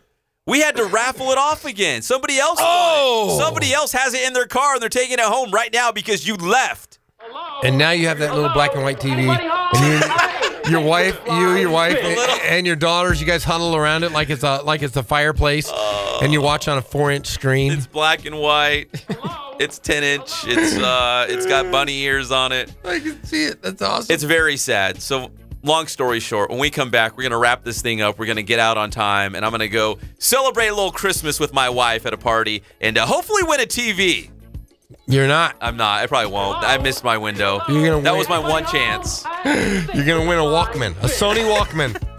Hey, Pep, you're here. Good job. You won a tape player there over you go. here. Congratulations. Sony Walkman. We'll be back. It's the Inland Sports Show on Fox Sports IE 1350 AM. You know what your problem is? It don't work out. Got exercise. Look at me. That's all muscle. Oh. You fat. I'm muscle. Oh, look at my little Bill. He's a little Hercules. Show me muscle again. Oh, Hercules. Once you work out, your metabolism start to speed up. You can eat anything you want. Go. The Inland Empire's home for all things IE just got even better. Introducing the award-winning Inland Sports Show with Pep Fernandez and Jeff Corup. Weekdays 3 to 6 p.m. Your local sports leader in the Inland Empire. Fox Sports IE 1350. It's Macy. How you guys doing today? Coach Ray here from Boost Training. We're here today at the Boost Performance Center with the one and only Pep Fernandez. Today's Boost Training tip is all about strength. And of course, it's very specific to speed. We're talking about the single leg supported low squat. Come check it out. So when it comes to athletic performance, and more specifically speed, it's all about the ability to generate force. It's all about being nice and strong. Now, running is a single leg motion. So it makes sense that you have to have a great foundation of strength. You gotta have single leg strength. So this exercise really works on that single leg strength here with the deep bend in the hips, the knees, and the ankles. So what Mike is gonna do is gonna have an open hand grip, all right? He's gonna get nice and tight to the rack. He's gonna be doing this, he's gonna have his right foot on the ground. He's gonna flex his left knee, all right? He's gonna lower himself nice and easy. He's gonna tap that left knee on the ground and then come up. Now go ahead and do a couple reps here, Micah. All right, so what we want here is we really want to emphasize pushing that left foot in the ground, that right foot in the ground and not pulling himself up, which is why we have the open hand grip. And as I mentioned before, really getting that deep bend in the ankles, the knees, and the hips, just as if we were sprinting. So if you're not doing this exercise, you really want to add it to your repertoire because it's a great drill for building speed and generating force. We do it right here at Boost.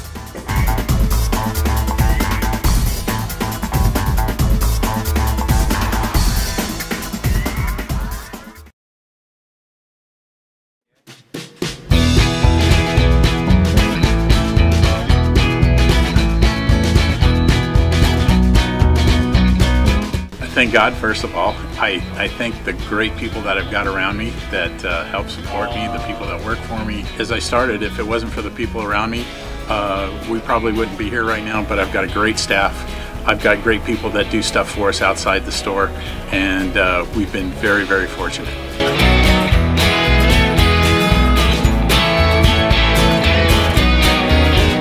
Our service is impeccable, and we just keep trying to get better every year.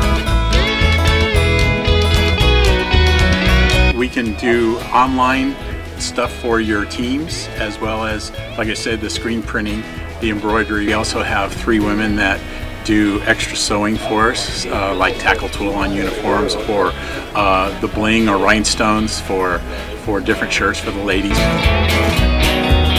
That's why we have certain racks just for certain schools, and the fun about that is that it turns into other schools that may come in here that aren't as close, that we can do stuff for them as well.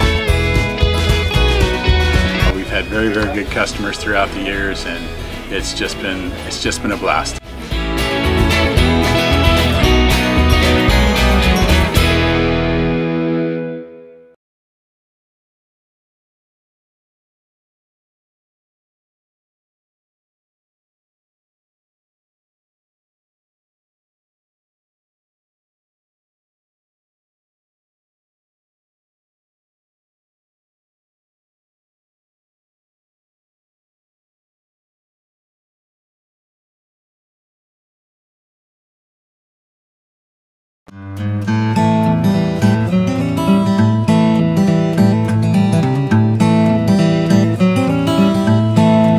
We focus on the customer here.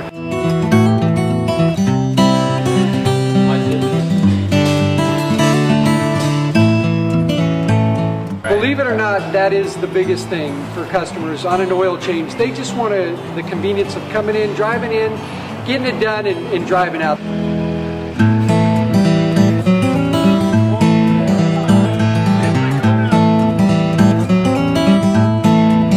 We just greet them, get them going, and they're done in about 10 minutes or so.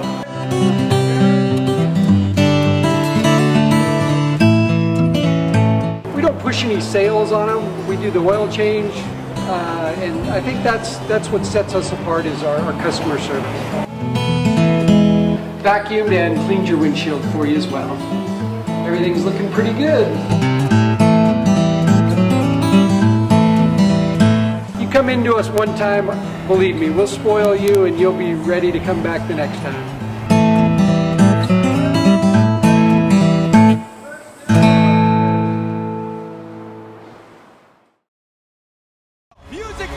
our sold-out 2017 iHeartRadio Music Festival from Las Vegas. Let's go! 2 nights, 1 stage, over 20 of the biggest artists on the planet. Celebrated with iHeartRadio fans from around the world. iHeartRadio, we appreciate it. Our sold-out 2017 iHeartRadio Music Festival, Coldplay, Big Thomas Rhett, The Weeknd, and more.